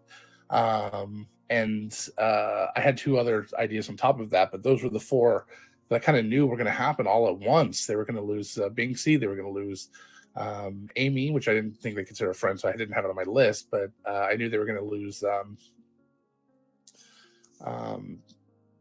Haley, and I knew they were going to lose Trey. And again, Trey and Amy, I didn't really consider a part of their group or part of people they would care about. I mean, I knew they would care about them, but I meant they weren't one of the 4 big ones. But I knew that they were all going to go during that moment, and so I decided to name the arc Loss. And then I started thinking, like, well, if we're going to do that, let's George R.R. Martin this a little bit. Who else can I kill? And that was a horrible thing to look at, but it was more a matter of not just like who can I kill just because I want to. It was what makes sense. Are we looking at any other tragedies right now? Are we looking at other difficulties that people are struggling with? And as soon as I realized that the king, after seeing how Saldana had been interacting with the king, and knowing that there was probably never going to be anything there, and the king, Earl, was very aware of that as well. The only person that he came to care about, somebody he had to manipulate her whole life to try to get into his life, only so he could be free. But then, kind of starting to care about her, it would never really care for him back, not really, and would never be able to trust him. He turned to the only person he had, which was Amy. The problem there became Amy went away. So he really had nobody left. He had nothing left. He was a man who had hit complete rock bottom. So I knew that was going to happen as well. So all of that was not necessarily game changing, because they're kind of like tying up loose ends. These were people that were kind of abandoned by the previous thing. I just kind of had to wrap them up. So out of all the arcs so far, it was the least game changing in my opinion. So I didn't have any one particular moment that really hit home, other than one particular moment, which was not in game at all, where I decided that I think I had the idea for the so generously given to me by our community manager. I'm pretty sure I had the idea for the end of the game, the campaign. So during that arc, kind of started leading up to that. Awesome.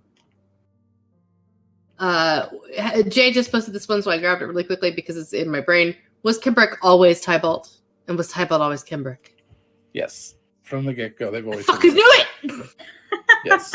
We had suspicions. I did not know that his name was Kenbrick. I did not know that. But Tybalt was always the original founder of the thing. And there were clues to that all the way back. In fact, some of the players even had that thought early on, that it could be the truth. But the way that he acted, the confidence level he had for how young he was, the ability to manipulate these relationships that he had, and to just be having dinner with people who were 100 years old, or having tea with some people that were 100 years older than him. There was a lot of hints out there that put that there, but not enough, I think, to ever go, yes, absolutely. Till you got towards the end. But yes, no, actually, that was one that was not kind of changed at the last minute, or that one's been in there since Tybalt. Probably the second or third Tybalt was Tybalt was it. As soon as I started coming up with the Victor plot line, that was in there. I feel justified and vindicated now. Yeah, well, several of us suspected it. At least Pesk does. Who was it? Jastra and Afra said that they'd been present at Tybalt's birth. So all of us were like, "Oh, well, then I guess he." Oh yeah, his birth, because birth is not necessarily. Yes, they meant birth as this new right, new character. There were things that Tybalt said and that just didn't add up about, like, oh yeah, I'm getting together with my college friends, and I'm like, how are they your college friends? And I never retconned it. You didn't. I never retconned him saying anything like that. I had him explain. Oh, I misspoke, or something like that. But no, that was my something is different. That was Logan making mistakes in those moments because Logan knows the truth. And he just says things. Okay, next up. Was there a specific mechanic that the Fate Eaters had that made them seem to be one step ahead of the party? Sorry? Was there a specific mechanic, so I guess some sort of ability, that the Fate Eaters had that made them seem to be one step ahead of the party? They can manipulate fate. They had to spend power to do it, but basically, yeah, so they're a creature that exists in I think it's Tome of Beasts from Kobold Press, but I never use anything directly from a book as it is. Not just because I've had to deal with serious metagamers in the past, but also because I want to make it mine. I want something unique to be about it. So instead of just being this weird fate-eating monster, in the moment when you guys had a chance to talk to it, it was when you guys finally decided that you were going to negotiate instead of just fight. I decided that they were a little bit more than just a weird monster.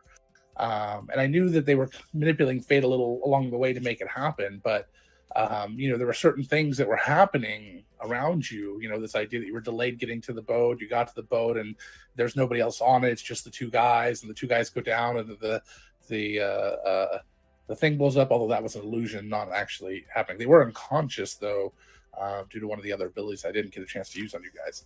There was a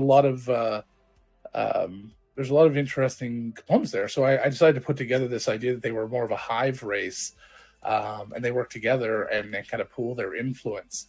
But they're not supposed to be here, and it's very hard for them to be here, which is why they don't keep that form. They have the ability to shapeshift while they're on the prime material, and but they can't keep it for long is the problem. It's a few days at the most, probably. I haven't decided exactly the mechanics, but in that they have the ability to kind of twist fate to go, I want my quarry, you guys, to get to this particular place, and I need a good place to create this battle. They're not pushing the buttons exactly, but it's more of just kind of a luck thing. You guys just had really bad luck, even though it didn't feel like it. You didn't think nothing along the way made you feel like there was any bad luck or anything.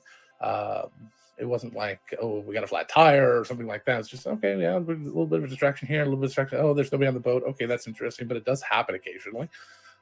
Sometimes you're the first one on or the last one. I've had Tess and I've ridden ferries out to San Francisco that have been just the three of us, the Tess and I and Kendall. So it happens. So yeah, very interesting. But yeah, they do have a mechanic, but not a specific mechanic to kind of affect fate a little bit. But I'm not sure if at this point it's going to be necessary to get into a specific mechanic, because I don't see a lot more interaction with them. There's a couple of things we need to resolve, and there's going to be one obviously final conflict. But now that they have what they came after, until you are ready to go after them, if ever, or until you're ready until the paths align with what they're doing, I don't see you guys interacting with them anymore. Well, if they're not part of my order, I want my book back. So they are not part of your order. Yeah, I didn't think so. So I was like, I want my book back. Motherfuckers. Now I'm more concerned of what happens when my order does after me and I don't have it anymore. Okay. As a DM, what have you learned about putting players through scenarios that are likely to be traumatic for their characters? What degree of preparation do you give your players before going into those scenarios? One more time. What have you learned about putting players through scenarios that are likely to be traumatic for their characters? And what degree of preparation do you give your players before going into those scenarios? That describes like what I single learned session.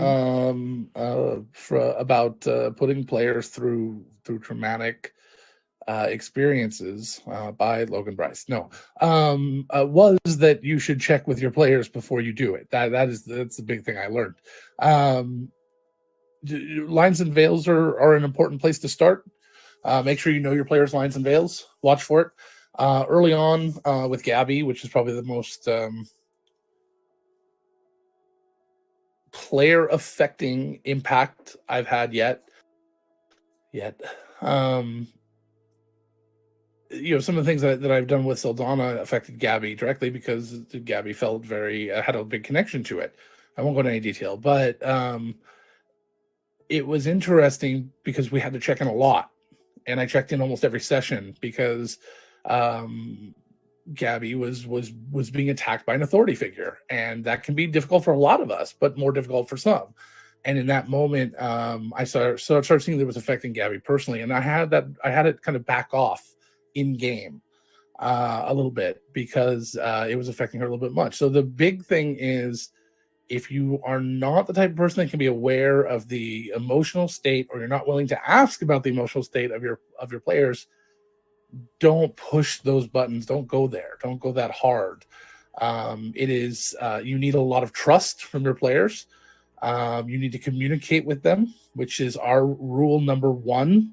It's our absolute rule number one, is that you need to communicate. If you have a problem, you need to communicate. There needs to be some discussion about it. I am a big guy. I'm a cis white male. People, including some police officers, have said I'm intimidating. I don't get it. I think I'm a teddy bear. But that's why I said early on, I will have 2 DM assistants that you can go to. If you're not comfortable coming to me, you can go to my assistants. Having those avenues available are very important. And that allows you to open up those lines of communication. But that's the biggest thing I learned is that if you have to have trust. It's not something you do day one. It's not something you do in the first week of game. It may not even be something you do in the first game, unless you happen to be like us and we play 1,000 hours at a time, in a game. I didn't start pushing those kind of buttons till I was 300-400 hours into our first campaign together with new players. And then in this game, I went directly into it because it was dramatic and awesome, but I also had already gained the trust of the players I did it to. The new players in this game, I didn't do things like that then right away. I needed to get to know them. I needed to make sure that they trusted me and I trusted them. And that was after 13 weeks of us doing this up until this point. We started this. Actually, 16 weeks.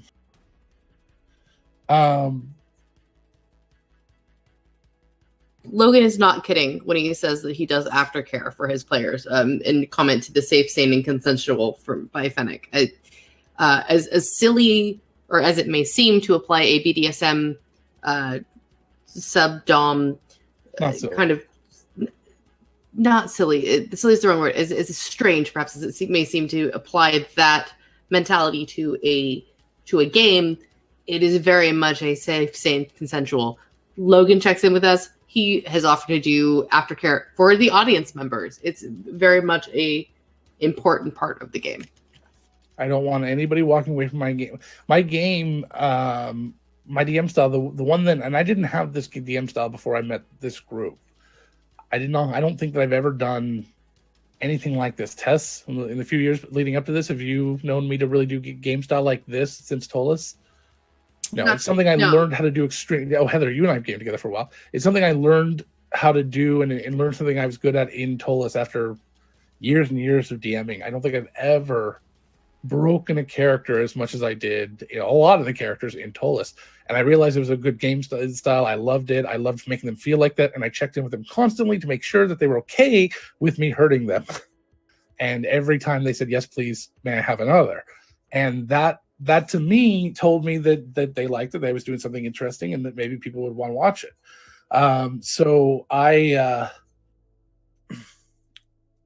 So we decided to do it here, and I told people, I said we're going to be the it was always a joke to say that we're going to be the soap opera of D&D. There was going to be constant ups and downs, that we would have someone in a coma at some point, and that there would be a twin brother floating around that nobody knew about, and that could still happen. Soxy, she'd have no idea. Yeah. And the fact that you'd be laughing one moment and crying the next. And I don't think anybody at this point who's paid attention and has actually watched the show thinks that isn't how it goes. We literally in 1 hour will be laughing our asses off, and then the next minute, the next moment next scene we'll be crying. All of us, me included. It is difficult, some of these sessions. And sometimes it is me going, I really don't want to hurt these people. These are my friends. And sometimes it's me going, I'm in the character so much that this character finds it emotional. And then sometimes it is GB putting his paw on that fucking frame and that I made. I came up with this was all my idea. And yes, and as soon as he did it, and Mike was ready, he was set to do that. I had set that up with him in the previous moment. And he broke every fucking one of us. Mike breaks us so much. Mike is really good. Everybody in this game is amazing at some aspect of role playing, and I think it's why they're all here. They're really incredible. So, all right, what's next? Did that answer the question? Oh, sorry. Yes, I think so. Yeah. Okay, next. How easy is it for you to come up with things on the fly should the cast decide to go off in a completely different direction from what you had planned? Very. Next question. Yeah, you do that like every session. It is easy. There's a difference here. So when the cast goes off in their own direction, and I hate to say this, I'm sorry to say it this way. It's just, you want the truth? I'm here to give you the truth. If it's something I'm interested in, it's very easy. If it is a cast member going off to do something self-serving or to shop, I'm not interested. But I can make it interesting by saying, let's create a new shop. What kind of product are you looking for? Oh, let's make a new shop somewhere. And then I can make it interesting for me again. That's the truth. If your DM is not interested in something, it may not be good. Now, that being said, I can usually still get through it. Most people won't notice. But it won't have the flavor into it. I won't be as animated. I won't be as into the moment. I hate to say that about myself, but I try to self-reflect as much as possible. That's just the way it is. Last couple of weeks have been very much of this. I'm now that we've been through 100 episodes, it's time to look back and reflect, and I see where I struggle. We've had a lot of sessions that have been kind of slogs, where it feels like we're not getting a lot accomplished, and we're going to be addressing that. I hope if you'd watched last week, you would see that I'm going to work really hard on that, because we hit through that 100th episode, and I realized it right before that. I was like, let's do something new this week, and we did. I don't know if I'll be able to keep that up. I'm going to try. Sometimes they can be slugs, but any D&D game can. You can go watch Critical Role, 150,000 viewers. They have slogs. There are times when it's just like, okay, they're shopping, or okay, they're just chatting, and there's not really a lot accomplishing. It's not really plot related. This is kind of boring, and that's okay. It's D&D. And our game is even worse because we are real life. We are real time. We are a minute in the game, or an hour. A day in the game is a day in the life, and it is a day out of the game is a day in the game, whatever it is. So it's we are seeing the day-to-day lives of them in a lot of ways. And so there's going to be times when they go off and do personal things, and that's okay. I don't mind too much. It just can't be excessive. That's the big thing.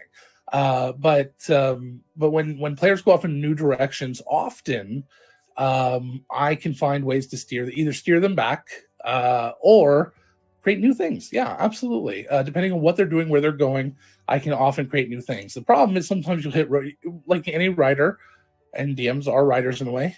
You're gonna have writer's block. You're gonna hit that moment where you're just like, yeah, you guys just role play around the table for a while, because I'm sitting here racking my brain, going, I'm running through everything I know about my world, and nothing is happening here right now. And one of the things we started to kind of combat that was we created this list of plot threads in the background. Loose ends, we call it, that are, here's all the things we're supposed to be checking up on. Here's all the things we need to look at. So when somebody wants to go on a tangent, they have that list to kind of look at. Is it a little metagaming? Yes. But as I've said to my players, and I'll say to you, I don't want to use metagame as a negative term anymore. Metagaming as a verb we've removed, but metagame, this idea that there's out of character information that could affect the game, is not necessarily negative. It's a tool. It's how you use it that is the issue. So we try to guide people to use those. But if they still want to go off and do something new, I try hard to find something interesting for them to do. But I don't always succeed. But for the most part, it is fairly easy for me to come up with stuff on the fly. Awesome. Okay. All else fails, Wild Magic and Aarakocra, because Aarakocra can get anywhere in the city and find anyone instantly. It's amazing. That's their special ability. That's true. That's why we see Zreet sometimes. Because she's a homing pigeon? Yes. She's a homey pigeon, and she don't play that. Wow. No. Oh, wow. Okay. What area of the world are you the most excited for the players to explore next? Oh my gosh. Okay.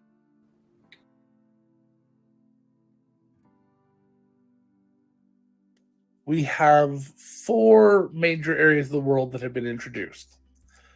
We've got the other continent, which is where the Birchfield is from. That is being explored in other games, so I'm not as interested in that one. We have the mountain range, which I don't even know if we've named that mountain range. We need to name it. But where the Goliath city exists, the ancient Goliath civilization, I should say.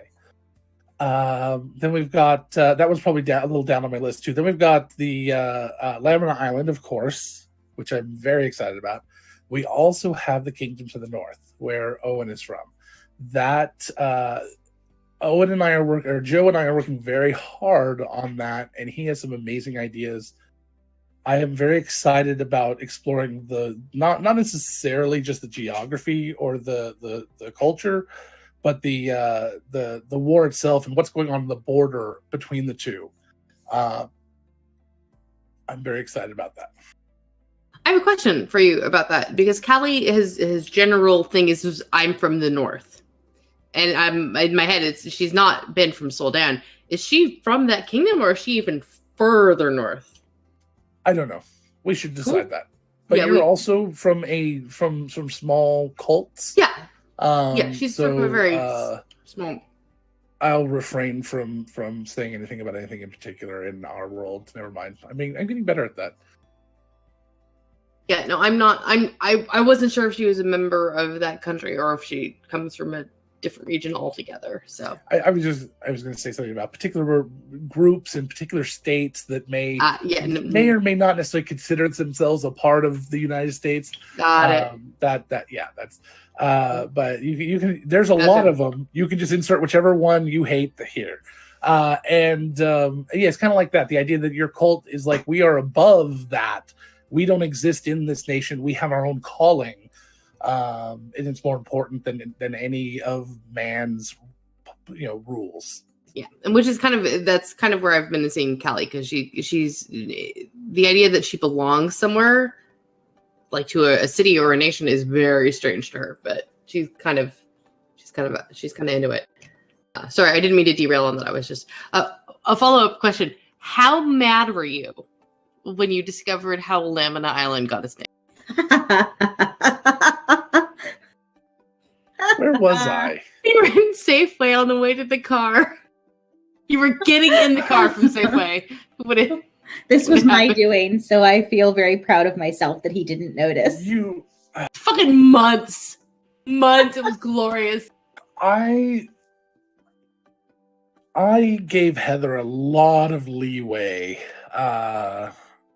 and Gabby and Kyle and Tessa, as they worked hard on creating new races. I said, we're going to pick 3 new races, and I knew the goal were already locked in because they're freaking amazing, and Anne's just incredible. So we had a lot of different suggestions. I came up with the Braith because I wanted something to have a little bit of an aberration kind of feel, and Tessa came up with the Tessa and I together came up with you came up with the main idea, but I kind of tweaked it a bit to be the daughters of Baba Yaga, which we had several different names for, but we ended up with Nakosta, and then Heather came up with the Chiton, and then Gabby came up with the Faroche, along with Kyle, I think, a little bit. I was so... Logan is super picky about how things are named. Like, super picky. I'm super picky about everything. I'm glad you recognize this. For it. And I have and I have worked on it very hard. It is one of my biggest weaknesses, how picky I am about things.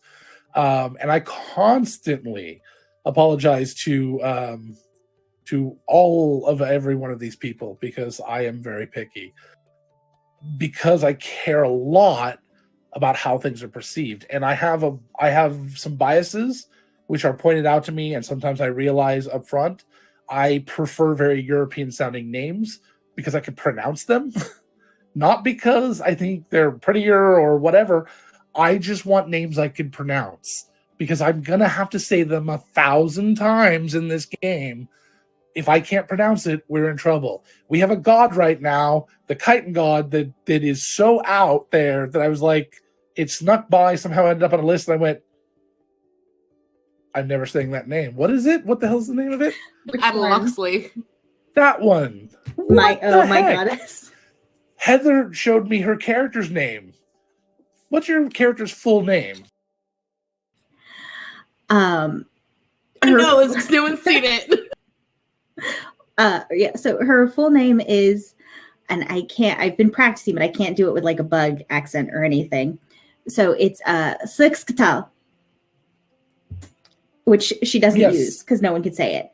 But there's 1,000 apostrophes in it. There's one. She has one. Now you know how we're supposed to. We're supposed to pronounce apostrophes as boing from now on to eliminate that sort of thing. So I apologize to every other culture in the world besides that European feel. I also don't like American sounding names because it sounds too close to home. It's that European medieval old English. I'm sorry. I'm very sorry. I don't want to be like that, but I have to be able to pronounce it. It has to make sense in my brain. I'm working really hard to get away from that.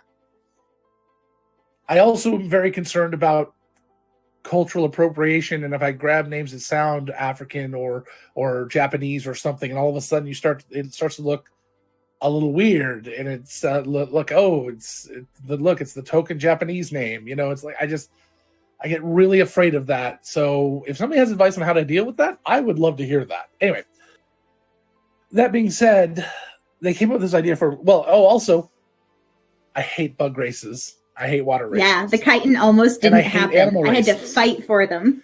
Hate is a strong word, but I have never used them. I don't like them. I'm not a big fan of them in general. There has been entire Discover RPG episodes about Logan's hatred for water races. Oh yeah, you can go watch it all over there, and I am getting over them. I am learning. The Borbles are coming, Logan, and you don't have a choice. I play into my hatred a lot more now as kind of a goof. But no, I didn't like them at all. I did not want to use them. I didn't even want to see them. And when they came up with like, oh, we got a bug race, I'm like, there's already 2 bug races. Can we not? That's literally what I said, and I was very rude. But they had this idea for a different type, and I was wrong, absolutely 100%. And then the Feroce was another one, absolutely 100% wrong. And so they're talking about these races, and I'm like, okay, whatever. I just kind of backed off. I went, you know what, you guys go do your thing. We're only taking 3. Sure as heck ain't going to be those. And they presented me with this amazing backstory, these amazing characters, these amazing imagery, and how they would fit into the world and this special island. And I went, oh, we're using all 5 of these fucking races. God damn. And then I said, okay, well, where are they from? They're like, oh, it's an island called Lamina Island. All right, great. Lamina Island. Does anybody else get it? Did anybody else know without hearing? Does anybody even know? Do you guys know? I'm asking right now. Do you guys know where it came from? Nobody say it. Do you know where it came from? Someone already did. Did somebody already say it? Okay. I didn't know. And Lamina sounds great to me. Lamina. So that sounds all right. Lamina sounds good. I can say it. Me, Kyle, and Gabby racked our brains trying to think of a decent island name. What the hell is Logan going to accept here? Yeah, that one. A lot of our time is spent trying to figure out what Logan is going to accept. Yeah. And while I never ever wanted it to be this world building to be my way or the highway, and it's not. I don't think anybody thinks it is. I have to be able to pronounce the name, and it has to fit my brain. Now, anyway, so yeah, so that was that. So then Tessa said something one day. What did you say right before that? I don't remember what I said, but I just said something and it clicked in your head. Animal, you were something or other. You said animal something or other, and like in Lamina, and I was like, what? And you go, yeah, it's an animal. Lamina is an animal spelled backwards, and my jaw just dropped, and you just looked at me like you had no idea. I'm like, I had no fucking clue, and I don't remember my text exactly to Heather was, but it was something like this: Heather, I hate you. I never want to speak to you again, and this is the greatest thing ever, and I love the name Lamina Island more than I ever have before. I'm pretty sure that it was something exactly along those lines. It absolutely made me love the island more. The fact that I was fooled for that long. If anybody doesn't know me, I'm very big into Andy Kaufman and his style of humor. This to me felt like that. It was a troll that hurt no one. I was happy up front. A little. I wasn't a big fan of the name, but I didn't have anything better. It was okay. Lamina sounds good. That's good enough. It was kind of where I was at towards the end. And then to find out that I had been trolled for months about the name, I was like, and now I love it. Lamina Island will always be. It was a discussion of how long it would take you to figure it out. Yeah. We debated, like, should we tell him? Should we wait and see? I would have. I don't know what I don't know that we would have made it that long. Well, I actually told Tessa. Yeah. I forget how it I didn't came get up. it either. I told Tessa in conversation. I had no idea either. When we were talking about something else. So if I hadn't told Tessa, we probably would have made it longer. Tessa can't. It's funny because Lamina feels like an animalistic name, like lion or something. And I was like, wow, okay, it feels right. Sure. And no, didn't get it. But yes, that was that story. Sorry. Moving on, next question. I am so... The answer is the same as the last question. Very. If you had to pick which adventuring guild or group, the Sub-Rosarium, Birchfield, or Steel Syndicate, if you had to pick which one of those groups was the most deadly, which would it be and why? Deadly. Define deadly. I don't know. Fennec would have to define deadly in this situation. Fennec, define deadly.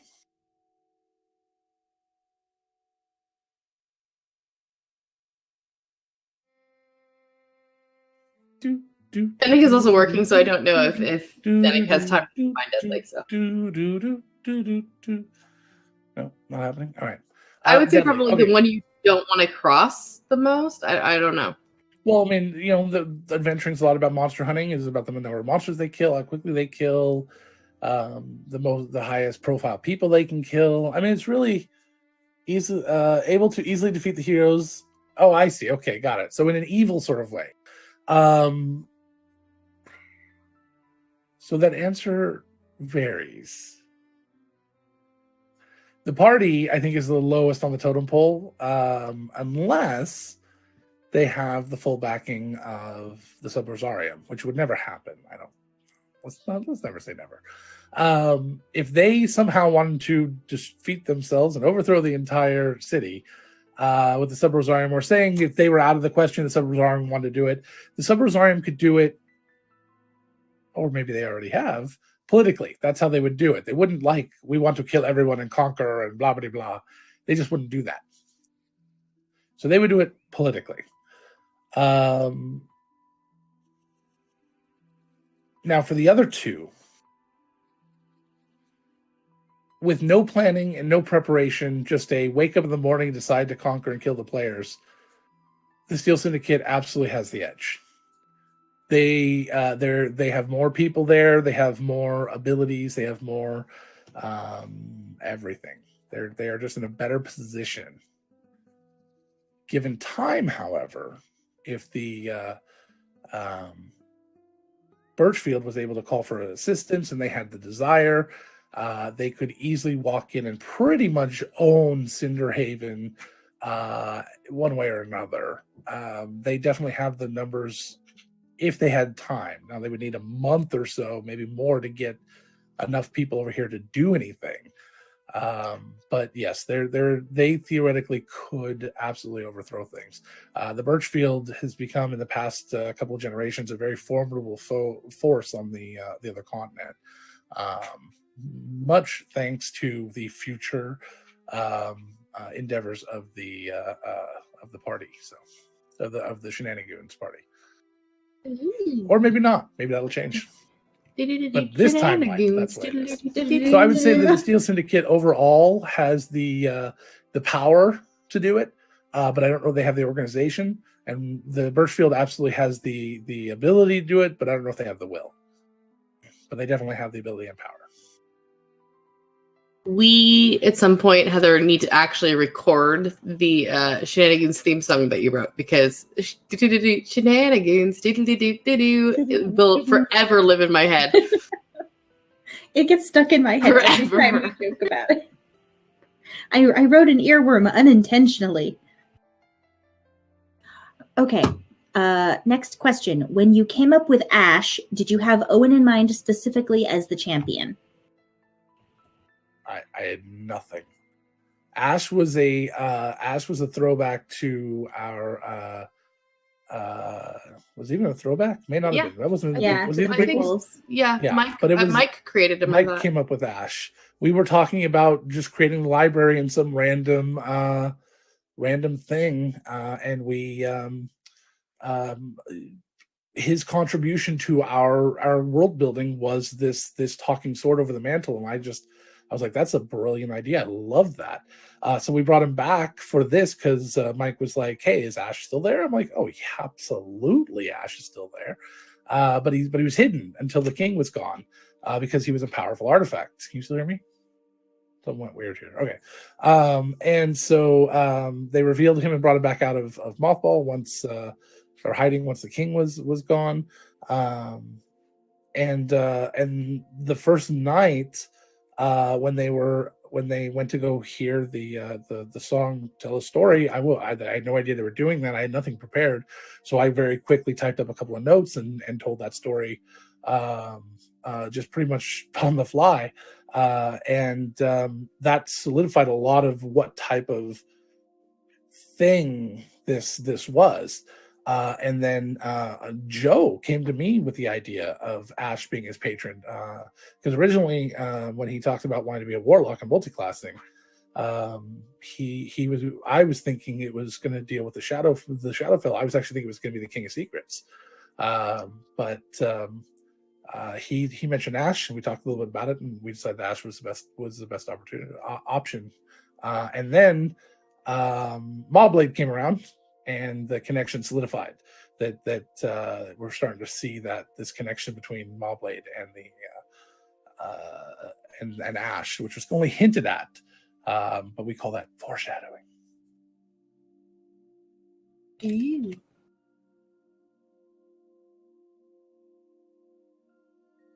Which new NPC from the Lost Ark was your favorite, and why? Which NPCs came in that arc? Jot. Jot's not an NPC; he's a guest PC. Jot forever. Jot forever. Kevin came in that arc. There was a lot happened in Lost. I'm trying to remember. Ooh, what's her face? The Nova, the Phoenix era Kokoro. She was freaking awesome. That was Novus. More of a fan service type thing. Novus. Thank you. Didn't Bad Company come in that arc? Yeah. So yeah, he's probably my favorite. What's his name? Castern.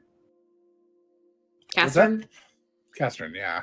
Castron is I saw an image of an artwork online, and I think I've shared it a couple times, although I probably shouldn't have. But that artwork, I saw that and I went, I know exactly who that guy is. I loved it, so I grabbed onto him pretty hard, and I really love just kind of getting into him and this idea that I'm not going to deal with your shit, and I've got the power to back it up, and you're not going to fuck with me. And he had his three companions, all of which are extremely unique, and not at all what anybody thinks they are. Although some of you may have. I know what she is. You know what one of them is, but that's only because you live with the DM and you are very good at guessing these things because you know me better than anyone. No, I figured it out deductively. Thank you very much. And then you confirmed it when I presented my argument to you. It's the same reason why Jastra is the way that Jastra is, because I figured that out too. And then you said yes. Jastra was the way she was. No, she was already that. And then I made them, god damn it. I don't think I know my own race that I made up. All right. Okay. Spoiler alert. Sorry. Nachos or loaded fries? Loaded fries. What? Nachos or loaded fries? Loaded fries. No question. No comment. No return. Thank you. Green Go Fries forever. Green Go Fries forever. Where's Finn going? Bye, Finn. Okay. Do you want to? No, you go ahead. Okay. Were there any surprises for you during this arc? How short it was. I wasn't expecting it to be that short. I wasn't expecting to be ready to move on that quickly. I don't know. It is there's this Will Ferrell movie that talks about writing really well, and I'm sorry to plug anything Will Ferrell. I mean, I do like Will Ferrell in most things, but there's some things I just can't stand. But this one, usually when he's playing a secondary character or his more serious stuff like this, I can't remember the name of the movie, but it was about where he was a character in this woman's book, and I think did Glenn Close play the writer? I don't remember. No, but I know which one you're talking about. This Kind of Life? No. Anybody know what the name of that? Stranger Than Fiction. Oh, Finn, thank you. Stranger Than Fiction, yeah. And she talks about writers don't write the characters. They let the characters tell them what to do, what to write. And Rawlings has said this, and Heinlein and many others. They come up with the characters, but they aren't the characters. They don't get to tell you. And with the NPCs and the world as a general, I feel the same way. I don't tell the world what to do. Matter of fact, if you watch carefully, you'll see moments where I try. They're the moments where I have the hardest time DMing. They're the moments where I struggle. They're the moments that are slogs. Usually, they're the times when I am trying to make something happen, as opposed to letting the world happen around me and being reactionary. When I start to impose my will on the world, that's when things go to hell. And that sounds really strange to somebody who doesn't understand what I'm talking about. I'm sorry, I don't have a better explanation. It's just in that moment, that's where it is. I become those characters and I react as they would to those situations, keeping in mind certain things such as lines and veils and player PvP. I try not to put players in a position to PvP each other. Often, I won't say ever, but yeah. So I what was the original question? I'm trying to get back to my point. Were there any surprises? Oh, yeah. So how short it was. So when I didn't know when the arc was going to end until it was almost over. And then I was like, yeah, this is it. And I think we ended with one last loss. What was it? No, I don't even think we had a last loss. There was just a, what was the last episode? I do too much of this. Last episode was when we went to the Sepresarium and did their first mission. It wasn't really a loss. It was so much as a acceptance kind of. Yeah. It was sort of the end of the loss. I think people were expecting towards the end of that a real big loss, like something was going to be huge, like devastation or something being blown up. Or you had that at the end of the first arc. We didn't need it at the end of the third. We've done the earth-shattering side of things. This was more of just kind of a casual thing. You'd been through it and it was coming out of it, and all of a sudden, here you are having what you need and gaining the next step and looking forward to a brighter future. Now, of course, I'm not going to let you keep that for long, but you had it, and I'm not going to take it away from you. There's just going to be other things going on. But this idea of I don't know, that was my biggest surprise with how short it was. I wasn't prepared for it to be that short. But all the arcs have been. But from a grand scheme, we had probably 30 episodes in it, 25 episodes or something. Yeah. So we're our 3 arcs, almost 100 episodes. Yeah, it was probably around 30 episodes. So it wasn't that short. It just feels compressed to us because of how we do this. Kind of a follow-up. Define died enough. Don't push that button, Jay. Don't go there. Some of us Loss isn't about you dying. That'll be death. Arc 5. I'm kidding. I haven't named Arc 5 yet. Okay. I was actually scared a little bit. I was like, it might be. I can't naysay that. Were there any NPCs that you had planned for us to lose in Arc 3 and then changed your mind? Either we rescued them or there was another story and you decided not to tell it. There was a story I couldn't tell. This doesn't happen often. This really does not happen often. But it's like Stranger with Fiction. The Stranger with Fiction, she talks about at the end, she's supposed to kill this character, not even real, maybe kind of realizing it might be affecting this guy's life or not, or whatever it's really going on there. But she decides that the better story would have been for the character to die, but she's like, I can't do it. I had that moment in Lost. One character, one NPC was supposed to be gone. The king, Earl, ended up taking that character's ending and heading off to the new Goa. But Dub was originally supposed to do that. Dub was supposed to be the one that was going to walk away, and I couldn't do it. I couldn't do it to Syl. I couldn't do it to Dub. I couldn't do it to me. I was like, that one was too much. Dub, with all the backstory, not all of it's come out yet. Some of it has, but with all of his backstory and the stuff I've worked out with Syl about what she knows about him and stuff will come out as necessary. He is very tortured.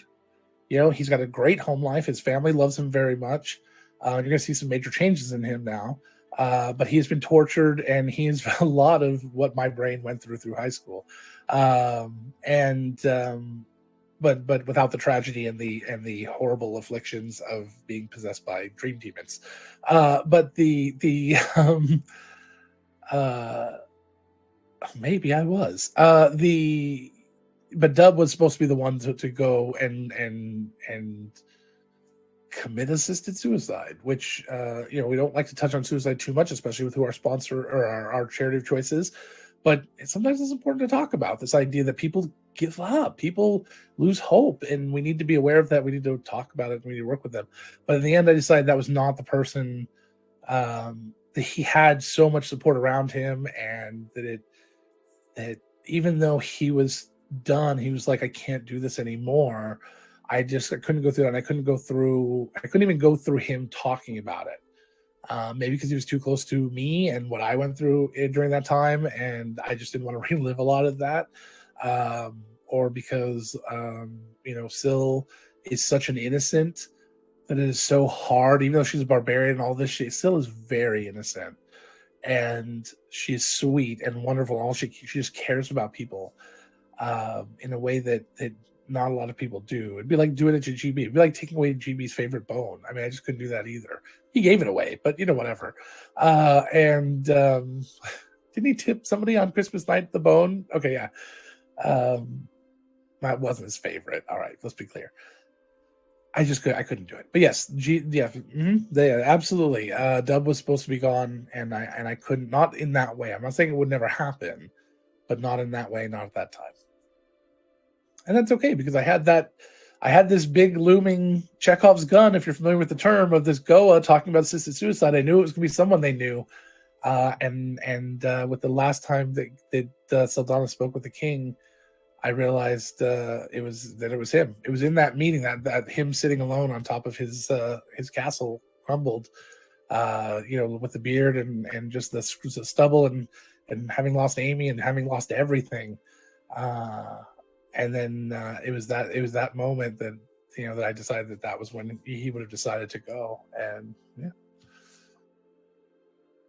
And no one knows except Saldana. Yeah, and that's something we'll have to have come out soon, I hope. Okay. Next question is, what was your favorite moment and what was the most difficult moment? From what? Arc 3? Gosh, it's so hard because I'm not even sure what the hell happened in Arc 3. You killed everyone we loved. Yeah, well, kidding. That's not true. That's not true. What was the question exactly?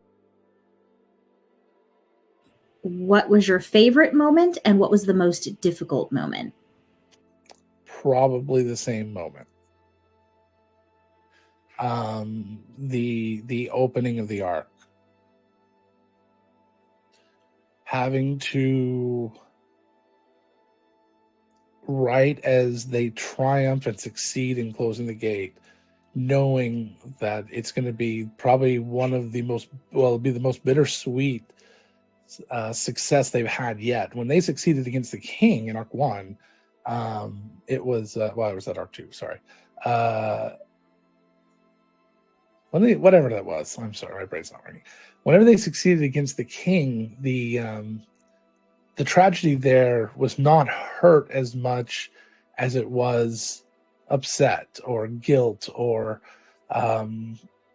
brokenheartedness, but this idea that it was like, okay, we've been betrayed. That's a different kind of hurt than we've succeeded, we've won, and because of that, we're losing these things. We didn't want these things to go. Everyone wanted the king dead in one way or another, just to come find out afterwards it was a mistake. Okay, but not even realizing that you're going to lose these people. I mean, they had some inkling that it might happen, but you don't really think it's going to happen. And then to find out that, yeah, it's absolutely happening in that moment, and to have to roleplay that out, that was tough, but also I think it was a beautiful moment, and I enjoyed it because I think I did a really good job with it, with kind of teasing it out a little bit, and then especially with Binksy. I was very, very excited that nobody said anything about Binksy. Nobody thought about Binksy, and we all forget about Binksy.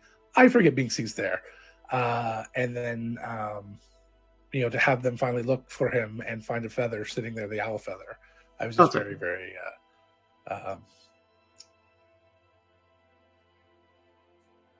It was a good moment, but it was also so hard. When you said that no one thought about Binksy, I was like, bitch, I talked to you about Binksy before you even ran the episode. And I realized you meant the players in the thing. Oh, yeah. I wasn't in that one. Yeah, never mind. Shutting my mouth.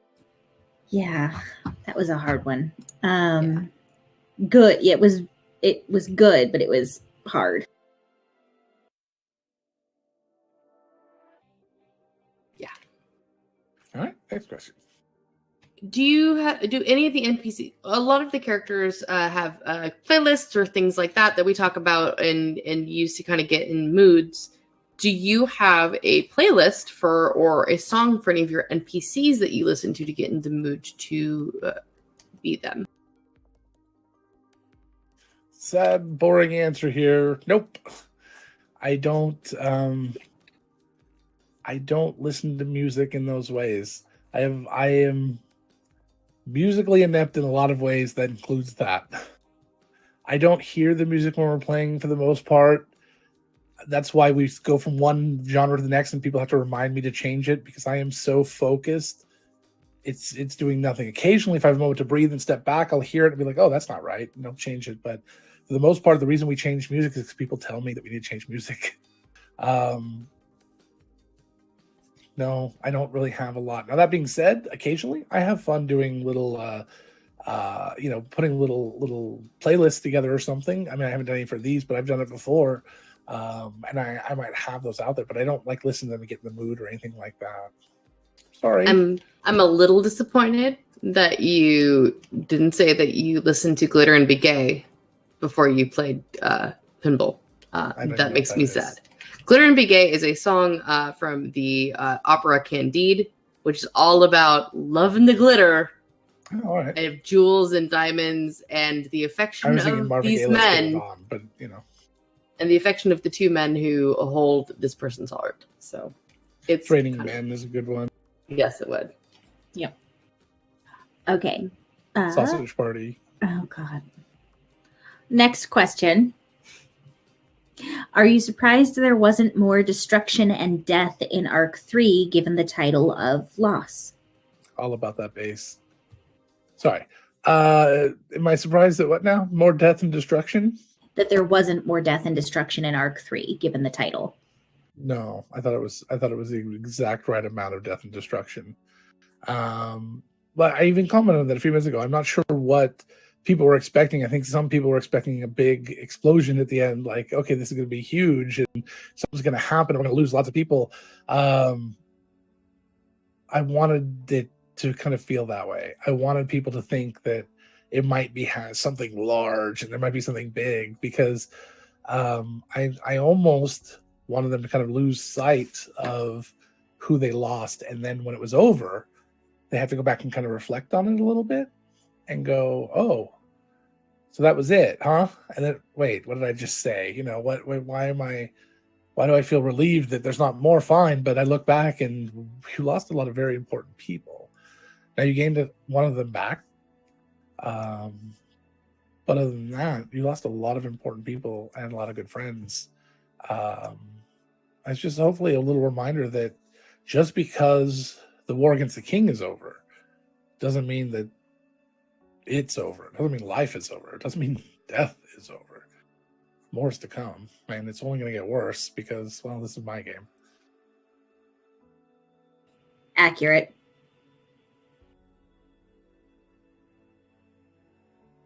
Do you have any tips for someone wanting to start DMing? And is it better to run a module for the first few times or just dive into making a campaign? Okay. The answer to this is yes, I do. You can see a lot of it over on Discover RPG. I'd be glad to sit down and chat with people as well with individual thoughts and questions. However, in general, the answer is it depends. If you are a reader, do a module. If you are the type of person that can read through a module and enjoys it and then can read through it again, and to get all the nitty-gritty details and know exactly what needs to happen ahead of something else, absolutely do it. Run a module. I would highly suggest you grab the RPG starter set with the Minds of Falanar. It is evidently, and I haven't read it myself, but a lot of people that are readers in my life have read it and say it's an excellent module, very well laid out. Also, not dependent on a linear story, although the story does have a conclusion that you have to get to. You don't have to follow a path to get there. In addition to that, it lays it out well enough that the DM doesn't necessarily have to know what's happening in the next section to understand and be able to accomplish this section.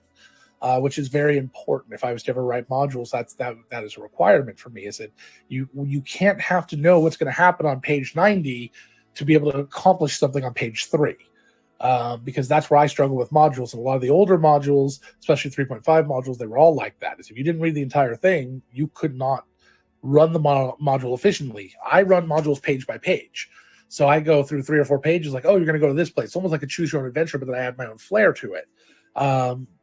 There's a reason I don't do it. It's not a very good way of doing it. But I would run to a page and be like, oh, I've improv something back here that completely destroys this, and now I can't fix this, or if I fix it, it's going to be way convoluted.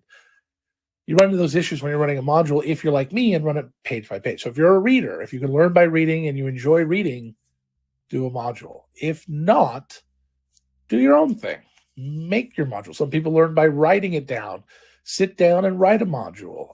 You could always do the world's most basic dungeon, which a buddy of mine taught me about, and evidently it's a thing online. It's called, I don't remember, look up Orc and Meat Pie, I think it is. But basically it's a one-room dungeon. You, the adventurer, are standing, you know nothing about your character, but you're standing at the doors of a room. You open the door, and sitting across the room is an orc with a pork pie, and he's about to eat it, and you want that pork pie, and the orc doesn't want you to have it. And the DM can describe a little bit of a room, and I've used this as kind of an analogy, and I talked about this in Discover RPG, but I've used this kind of an analogy for people who don't understand role-playing games, because I'll sit there and I'll say, well, what do you do? I'm like, well, what do you mean? So what do you do? You're standing there. You want it. You want to go get it? Yeah, go get it. Okay, what do you do? Okay, I sneak up on the orc. Okay, you snuck up on him. Now what? I knock him out. With what? I don't know. You have a weapon. What is it? It's a baseball bat. Okay. And then all of a sudden they're role playing, and they don't even know they're role playing.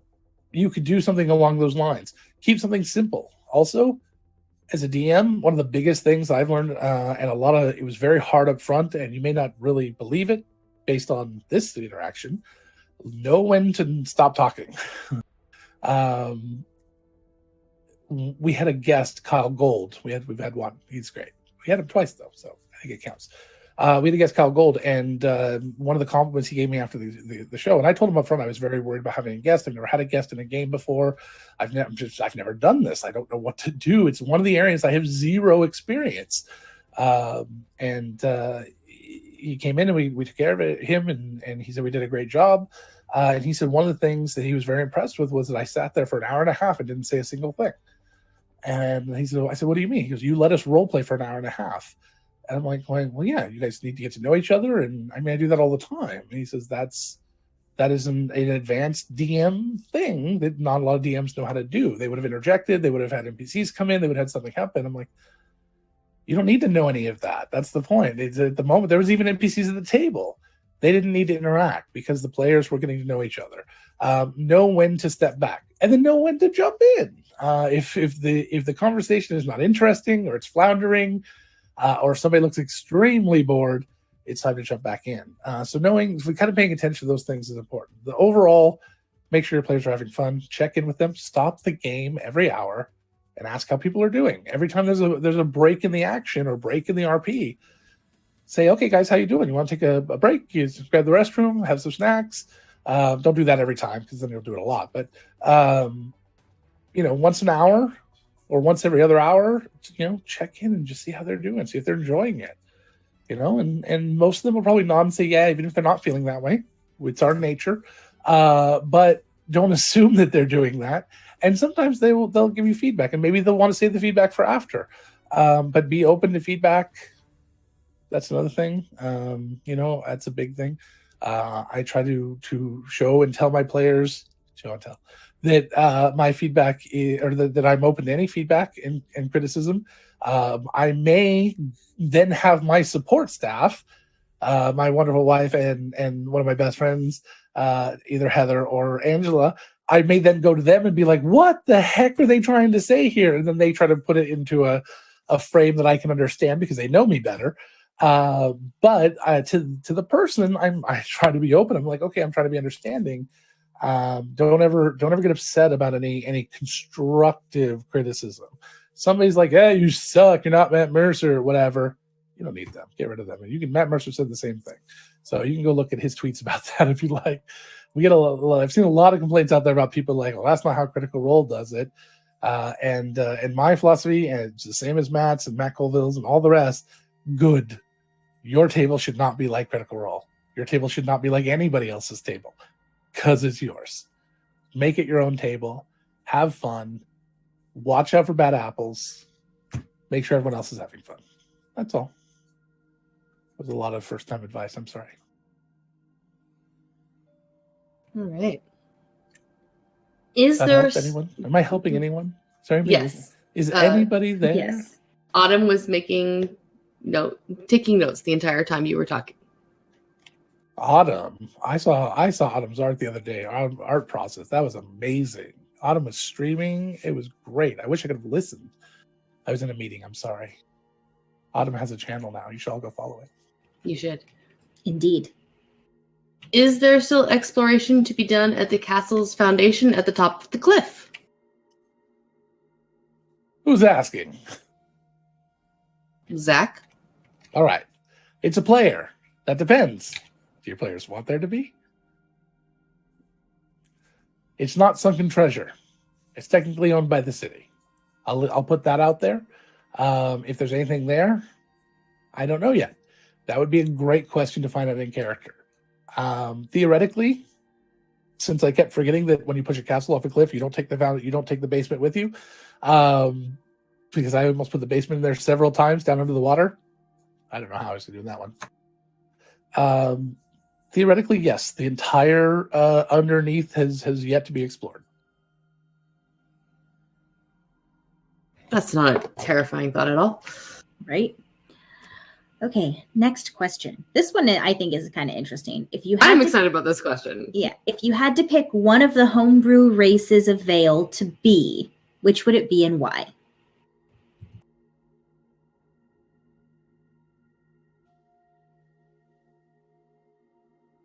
He's going to say chitin. He wants to be a bug person. What did you say? He said you want to be a chitin. You want to be a bug person. I don't know. That one round fly. I don't know. Excuse me. I've always wanted to own a ferret, but I don't think I want to be one. You don't want to spray your enemies with Phenagex? That is a positive. But I don't think I want to live in a world where I could lick my own butt. I don't know. It just seems like a weird world to live in.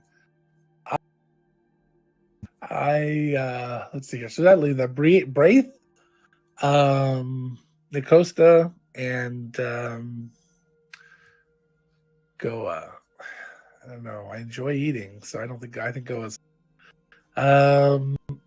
Is this me in this world or me in the game? I think it's supposed to be you. It's you. Me? If Yeah. you could pick Nicosta. I meant Nicosta. There's no option if it's me. If it's me in the world, Nicosta. Yeah, probably Nicosta still. Braith is a little too codependent. If I know we don't know a lot about the Braith yet, but yeah, the Braith have a little connection. They have to be around their people. That's a little too codependency for me. The Nicosta being constant outcast, even in your own skin. That sounds pretty typical. But I don't know what race I'd want to look like though, or belong to. That would be the interesting part. But in this world, I mean, well, I don't know. I mean, if I was a bug person, I might make a lot of money. You could be in Nicosta Goa. You'd still have to eat. I thought we made the rule you have to be a race that has hair. I think No, that it's there is that's right, 'cause you could do there's blood. another secondary. option which we don't like to talk about. But We I don't don't talk think about they that don't one, have- but there they don't is have blood another either. option. The thing is, I don't think that the living construct archetype counts. We'd have to talk about that. So It'd be very hard, I think, because the living construct archetype has a lot of these things. It's almost like it's not a body; it's just a soul in this construct type of idea. I'm not saying that's what it is or not, but I would have a hard time justifying a Goa Nicosta. Matter of fact, I would have a hard time justifying any of the new races we introduced as a Nicosta. We'd have to talk a lot about those. there's a lot of votes for Bugbear Costa happening. I would say it has to be a race that's been around for a long time, and there's no way that the Lamina Island races would have been introduced to the bloodlines of the Baba Yaga necessarily, and there's no way that then the Goa, although again an isolated group, but Bugbear, sure, absolutely, I can see Bugbears. So I have a question for you, then kind of a follow up, because I've actually never asked you this. Any of the D&D races, if you could be one, what would it be? Beholder. No, like a playable race, not a playable race. Mm-hmm. Including Volos, obviously, but yeah, a playable race. Loxodon, then probably. Really? No, but it seems like a logical choice. I can make a lot of good puns that way. Like I'd stand in the corner of a room, and be like, "Why is nobody talking to me?" And just. I would throw things at you, but you're across the house. You can't throw through walls. I'd always be ready to move because I've always got my trunk. There's just a lot of good jokes. I'm all ears that one would go over well every time. Life of the party at that point. I can never go to Disneyland though, so that would be a problem. Scared of mice. So, do I wait until after the stream or to hurt him, or do I do it now? I don't know. I'm sitting here expecting a serious answer, and I get... You expected a serious answer. There was your first mistake. Yeah, I should have known better. Let's see here. Gosh, any race. Halfling. Honestly, I would probably be like elf, because I want to live longer. That's probably one of the big ones. The idea of living that long, but they're a little pompy, and I'm not a big fan of that. I don't want to go. I've known you too long. I don't want to go through life as a dwarf or a halfling. You and Heather and Caden, I can't. I love you guys, but no, I can't live life like that. You had to get a stool the other day to reach the second shelf on our thing. So that's not going to happen. He's not lying. I did. So other than that, it's a tough one. There's a lot of races out there that are really, really cool. I would want to do like half orc would be really cool. I think I'd like to be a half orc. That'd be a lot of fun. I don't know. That's a tough question. It's a really hard question. Whisper Gnome with telepathy would be kind of neat. Ghostwise Halfling for me. Absolutely. Ghostwise Halfling. That's what it is. Absolutely would be who I am. Gosh. Anything with an innate magical ability would be cool. Yeah. Maybe every race has something good. Aarakocra, just to be able to fly. That'd be badass. Would you be a Tabaxi, Heather? I don't know. Like, you'd be really good at parkour. If we were gonna go with what race would probably fit me the best, I could totally see Tabaxi because this surprised no one. If I was gonna pick one though, I kind of in the same boat as Logan, I would probably pick one that lives a little longer because Tabaxi don't have the best lifespan. I mean, I kind of joke. I've joked about being a halfling pretty much nonstop because I am short. I really do love the ocean though, so I might actually look at Triton because I love to swim. But I'm pretty sure that a Ghostwise Halfling would win out for me every single time. That's just because you want to ride a dinosaur. Well, yeah. But Talenta halfling aside, I mean, I think I'd still be a halfling. There was a running joke for a very long time that I'd never played a race in a D&D game that was actually a standard height. I'd always played a dwarf, gnome, or halfling until I played Illica. It was like the first time that I had, and then she died, and I became a halfling, and I was the happiest I've ever been. Yep. All right, let's see here. Next question. When the Fate Eaters told Callie about the Devourers, was that more of a warning rather than a threat?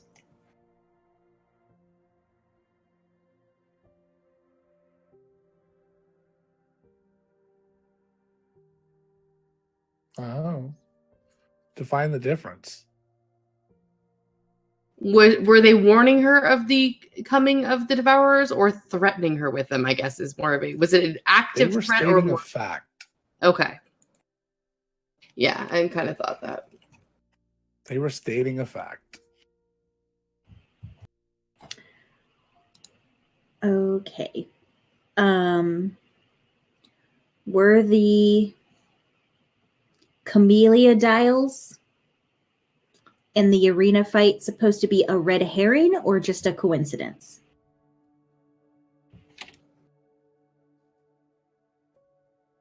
What do you mean? I'm not sure. Zach, that was your question. Could you clarify?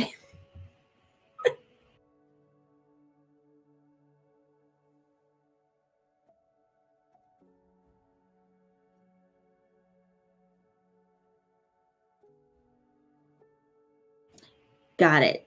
So specifically, I guess the question was that intentional or just happened? Sorry. That was supposed to be a clue. They were not put in there specifically. What I did was I looked for a thing because you guys, I'm not ever going to use. Let me rephrase that. It's very unlikely that anytime soon I'm going to use the crucible. Excuse me, the chalice. I love the crucible, but the chalice. I do too. For any purpose that is plot related directly like that. What it was meant to be was a clue to get people the idea that cannibals could eat eggs. So it was put in there as kind of just this coincidental clue to maybe spark an idea that the cannibals that are coming could be coming for eggs specifically. And the idea was, I think it was mentioned in game, was the idea of it might be dragons coming to eat the world, or it might be the mother dragon coming to destroy the world. So yes, it was put there for that reason. I has concerns about the Goa. Option. I has very big concerns about the Goa. What, you think I'd make the Goa evil after all this time? Yes. Or are you talking about the new Goa? Yeah, the new Goa, not the old Goa. 100,000% yes. If it was part of the story. Okay, next question. How common are the anti-magic logs, like the one that Zeknar had in Cinderhaven, and are they from a different city? They do not exist on the mainland. They are a shamanistic item from Lamon Island.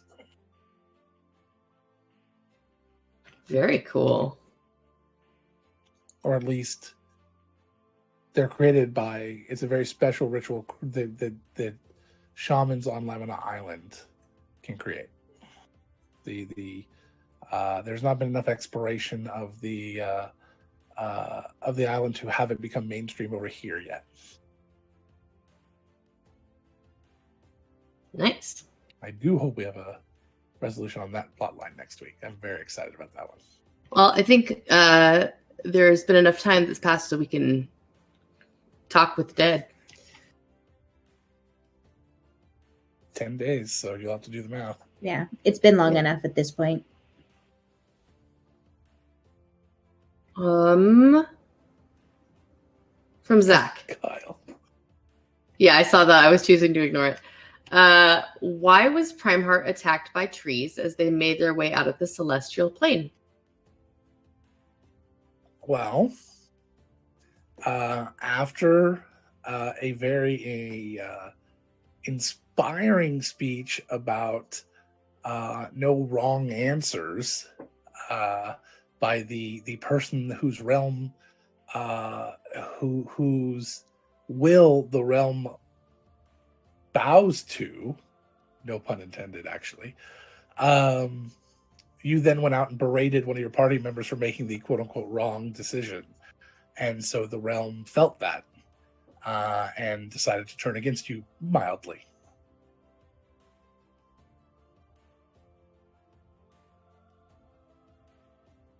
Okay. Have there... This is from Chad. Character, not you being you. I'm not trying to say it was malicious against you. Just your character. Yes. So this is from Chad. I don't know if he's still in chat or not. Are you sure this is okay for public consumption? This one should be fine. Yes, we screened them. All right, fine. Have there been any reactions by the players that took you totally by surprise, enough to have to change what you had originally planned? One more time. Have there been any reactions by the players that took you so totally by surprise that you changed what you had planned? Oh, yeah. Yes, absolutely. All the time. Too often to count. You'll see them in game. I mean, I know that I don't think I can pull one out of my brain right this second, but you'll see it in game. Yes, I did say out of your butt. I will sit there like, okay. I will sit there literally dumbfounded or gobsmacked or whatever you want to say. I won't know what to say, and I'll just be like, all right. I was not expecting that. I say that out loud. There are moments like that. I can't think of anything to my head. I know Jay's had one. I know that sometimes they're just little ideas. Sometimes they're just comments. Sometimes they're literally... There's one early on that, and we talked about this last time I was here, maybe the time before that, where the players, I had every possible scenario set up that I thought the players would take, and they didn't take a single one of them.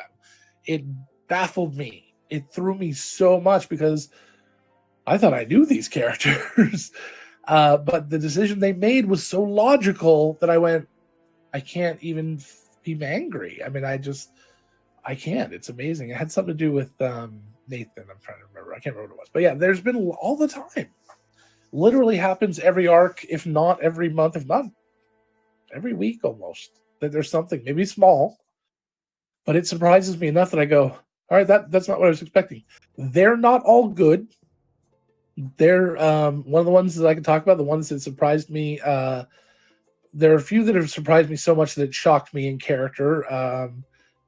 Two of them have to do with Gabby, so I apologize I'm not trying to poke on Gabby, but Saldana trying to use mind control on Javea way back when to get her to not follow her. That was one. And then Saldana not sharing the king's letters. Those two moments kind of threw me. This idea that you would hide that information. There's been a lot of hiding information throughout, and some of it makes sense, and some just throws me. It's not necessarily bad, other than it kind of slows down those arcs. But I find ways to work around them. And you never want to berate your players in a small group of 6 people when you're or 5 people, or 4, even better. When you're gaming with a small group, those little secrets are very easy to keep and very easy to like, okay, that's fine. But when you're playing a game like this, there's no, we have those books for a reason. We want everyone to feel as informed as possible because, they're going to miss 3 to 4 sessions in between every session. And so they need to know what's going on, and having little bits of information hidden can really throw the game. So sometimes when people have tried to do that, I very clearly said, no, that has to come out. You got to tell the group that. We have a rule that in the game that if you can tell one other person to keep something in confidence, after that, if you tell 2 people in the group, it's getting out. It's going to the rest of the group. So yeah, and if you tell an NPC, it's probably getting out to the group too. But it becomes difficult to try to keep that in metagaming close to your chest, especially if it's something that is very dramatic or important. But yeah, for the most part, all the time, I have to adjust and change the game. Sometimes I do it without even really realizing it, even though I am impressed with the moment. But sometimes I have to think about it. I'm like, oh shoot, I got to think about what to do here. I don't know how this would play out. And sometimes you'll see me, I'll go around, I'll be asking people different things. They'll say something, I'll be like, I'm going to get back with you because I got nothing for that right now. I'll just move on. So it happens. Yeah, absolutely. Yep. Or you have Callie jumping the Fate Eater was one of those moments where Callie stopped negotiating. Yeah, I was not expecting that. I feel that I did not play out that scene very well. I was if Callie had just threatened the book one more time with the fire, the Fate Eater would have gone back off and leave. And shit. And then that whole scene, all of it, everything in that scene just went to hell, and it went to hell in a spectacular way. And then the whole night went to hell in a very spectacular way, but again, in a way that I did not expect. And there were probably 4 things that night alone that hit me hard, and I was just like, I have no control here. I don't know what's going on. And I'm like, I don't know what's going to happen next. I don't know what's going to happen. Javea was out on the street at the end of that night. I had no idea where she was going to go.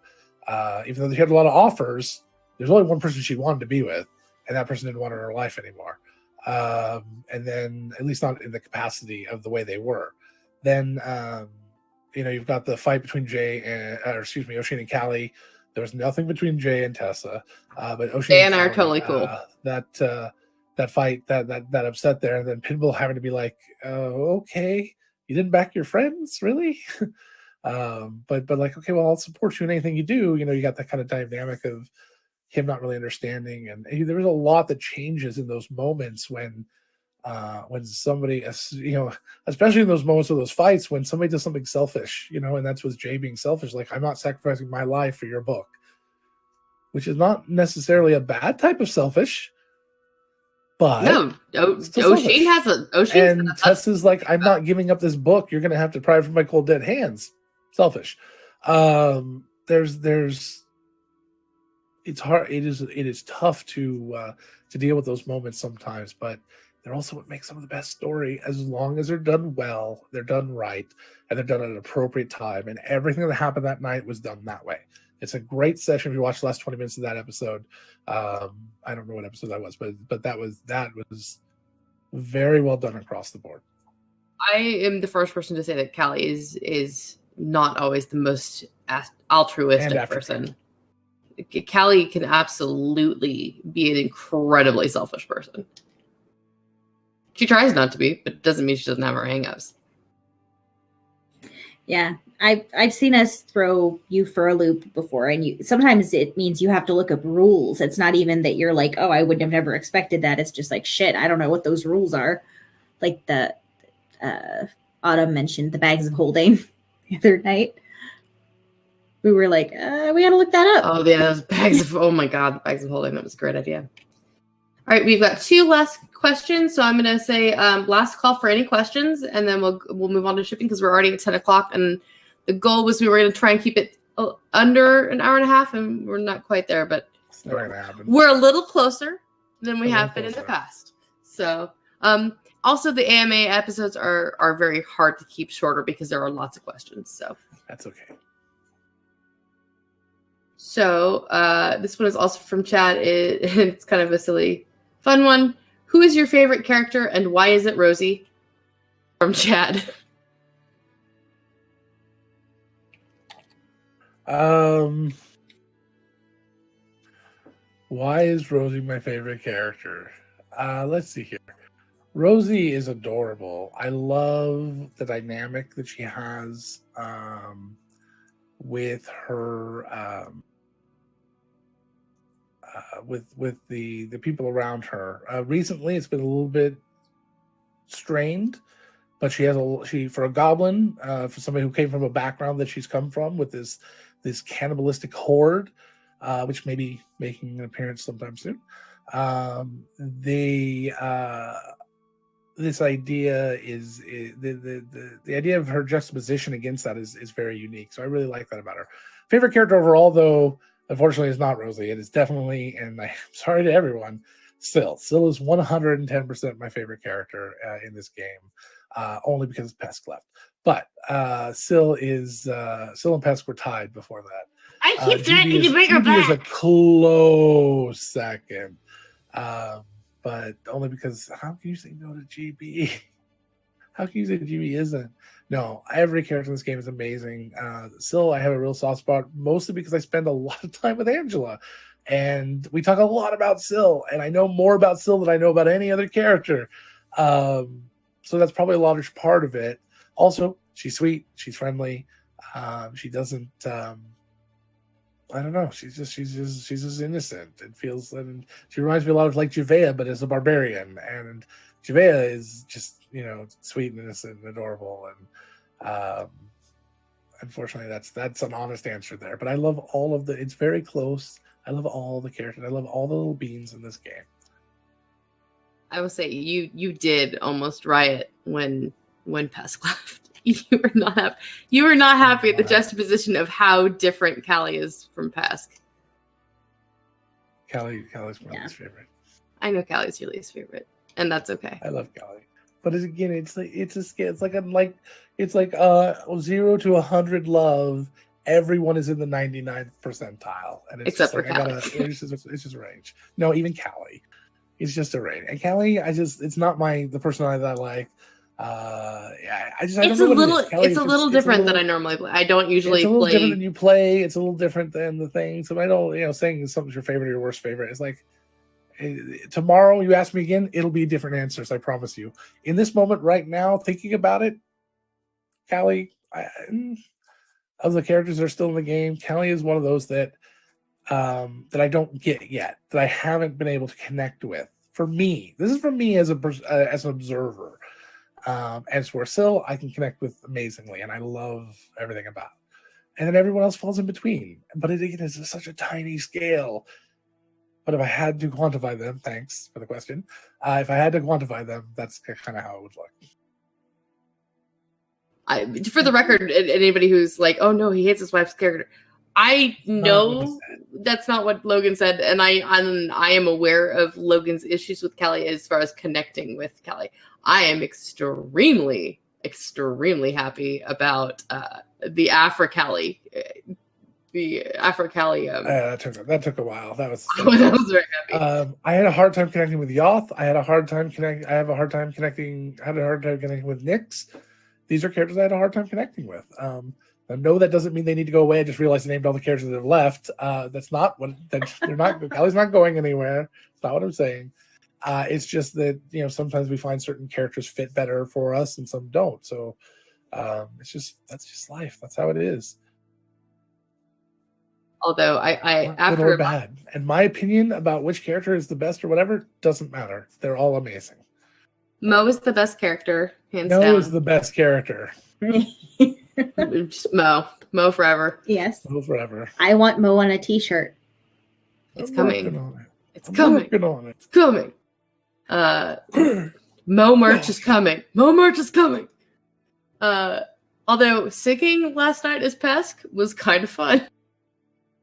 If anybody's curious, over on my video game stream channel, we had a very weird impromptu couple of days of just relaxing and dealing with some stress. But we were all playing Raft, the directors and I and a few others, and we had some people in voice chat and stuff where we played the survival water world type survival game Raft, which is in pre-alpha. Of course, it's buggy as hell, but it's fun. But we just goofed off, and we even had an impromptu WAND radio session for a while there last night. So, and Pesk was there, and it was kind of goofy and silly. So you can go take a look at that. Thanks, he was there for a few minutes. Yep. Dr. Heather made an appearance. Mm-hmm. All right, what else? What is Aldion up to these days is our final question.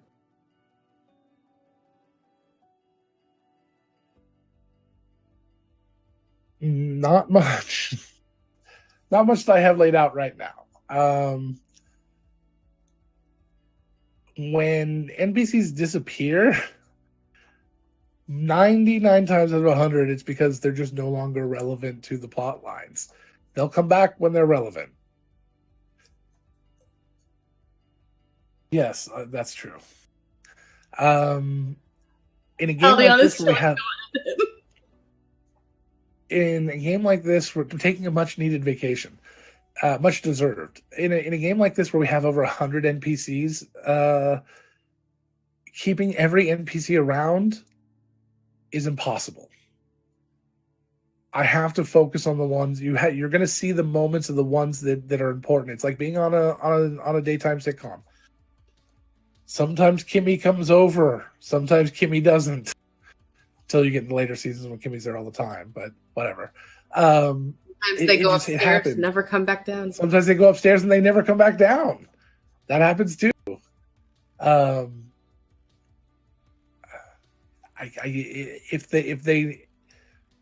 I appreciate the question and wanting to know what Alion's up to. If and when he becomes relevant to a plot, he will be back. Right now, it is they have moved on to a new patron. They no longer use Aldion. Aldion has nothing to do with them.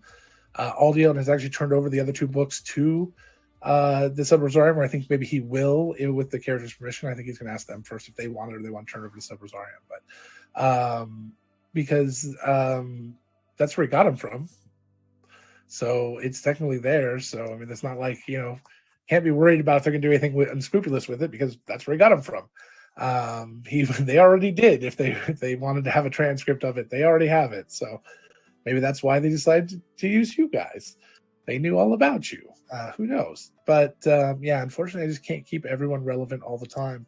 It's part of the reason why, other than Saldana and possibly Pesk, we have a pretty standing rule that if somebody changes characters or needs to change characters, it's very unlikely that their old character will come back, because I can't keep their old characters relevant. Pesk wasn't really connected with a lot, so there's no need to do that. And Saldana was a personal favor, because with Saldana there was Gabby needed a break, and it was my fault. And because of that, and I had no way of fixing it because it was already done. And because of that, we decided to take a break. Some other people have said they need a break too, but unfortunately, I can't let everyone take a break. And in my opinion, I haven't hurt anybody as much as I've hurt Gabby up till now. And that last scene, that last moment of that arc with her having to take down the king. Whew. Brutal. That was rough. So, those are all the questions we have. We'll do a quick shipping conversation, and then we'll wrap it up. So, have any new I prefer UPS over FedEx, but whatever. Well, me too. Has there been any new developments in ship country out there? Anybody got any new ships? Any strange crack ships? And Logan, I always like to hear about your ships. No, I have none. I don't ship people. I don't ship things. I'm not saying that you can't. Go for it. You may ship any of my NPCs you wish. You have my permission. Doesn't mean I have to agree with or like your ships. But I don't. I ship Logan with sleep. That's about it. That's about all I do. Pippin Eriskine is the crackiest ship I have ever heard, Kyle, and I'm super all about it. Pippin Eriskine? Okay, I take back what I said. Whoever did that, you don't get to ship my characters anymore. That was Kyle. That was Kyle. Well, all right, Kyle, that's your character, so you can do whatever you want. But oh my God, that's kind of all right. What is people's obsession with getting with other characters' mothers? I don't know. No, that's your husband. I ship Logan with Tessa too. I also ship Logan and Tessa. I don't think we've ever come up with a ship name though. Togan and Lessa are options, and neither of them are great. No, they're not. They are not options. They're not options. They are not options. No, we can't just date each other's characters' moms. Yes, we can, Jay. Yes, we can. We'd have to find Soxy and O'Sheen's first. That's true. I was gonna say, who else's mom should I introduce? Who's the next mom I should introduce? Which Which PC's mom should I introduce next? Let's say not Soxy or O'Sheen, because that would be really awkward and difficult. Callie doesn't know her mom, so good luck.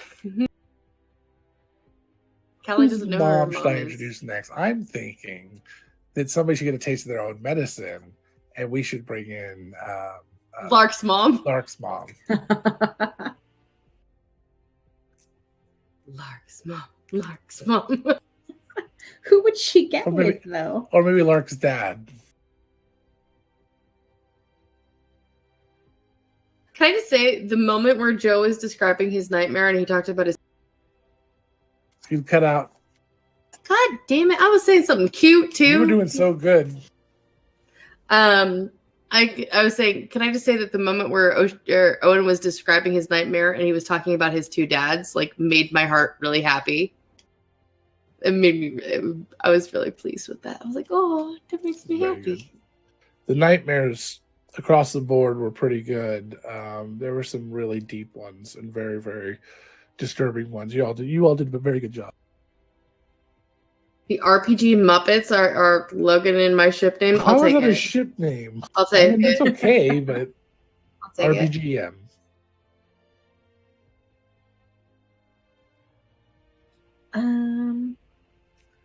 Yeah, I haven't come up with any new ships recently.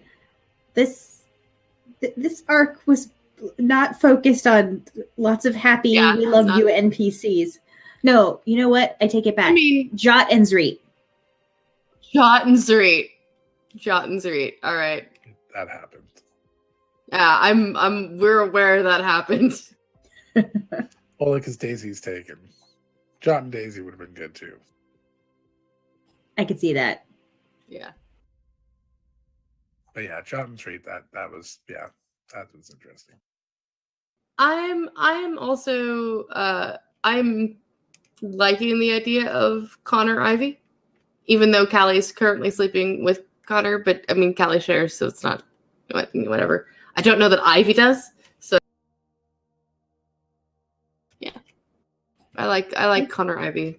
I think it would be cute. I don't know if it'll happen, but I like no, the idea. Yeah.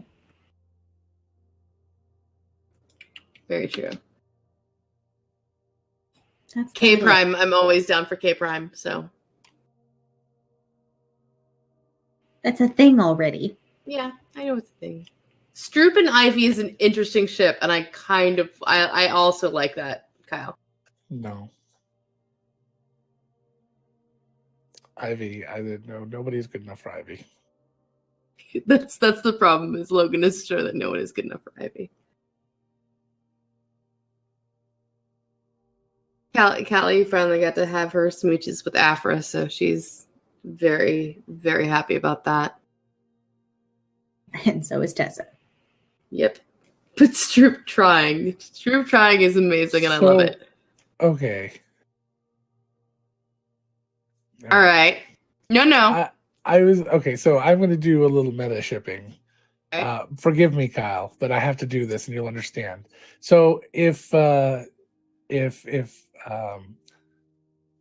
and Prime Heart are K Prime, although I would shorten it to Crime with a K, and they were to get with Kyle, would they be Crime and Punishment? Yes, we would. That's we it. Absolutely. That was the entire joke that went through my head. Sometimes they're just for me. Crime and Punishment is brilliant, and I love it. Sorry, Cal. I knew you're like, I couldn't do Pip because Pip doesn't do puns. And I am, by the way, Kyle, you have some serious willpower because I know what you're like with puns, and I know how many times you've wanted to scream out in Pip's voice a pun. You are very good at keeping that. I've seen it on your face. You're like, because you and I love puns so much. And then occasionally he DMs them to me, which is yes. He's like, I want to say this right now.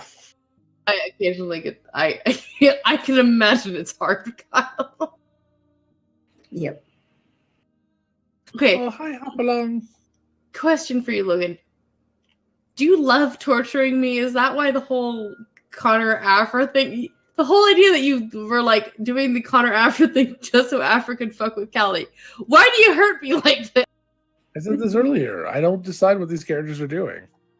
Afra's been into you since day one. Awesome. It's the first time she's like Callie, anyway. Not Pesk, but Pesk was too soft. Afra's been busy, and she also wasn't sure that your group wanted anything to do with her after what she did, because she's not a nice person. She says this. She's trying-ish, and I mean, I one thing I love doing is taking someone you guys think is an ally, taking them to the brink of being an antagonist, and then turning around and bringing them back to being an ally.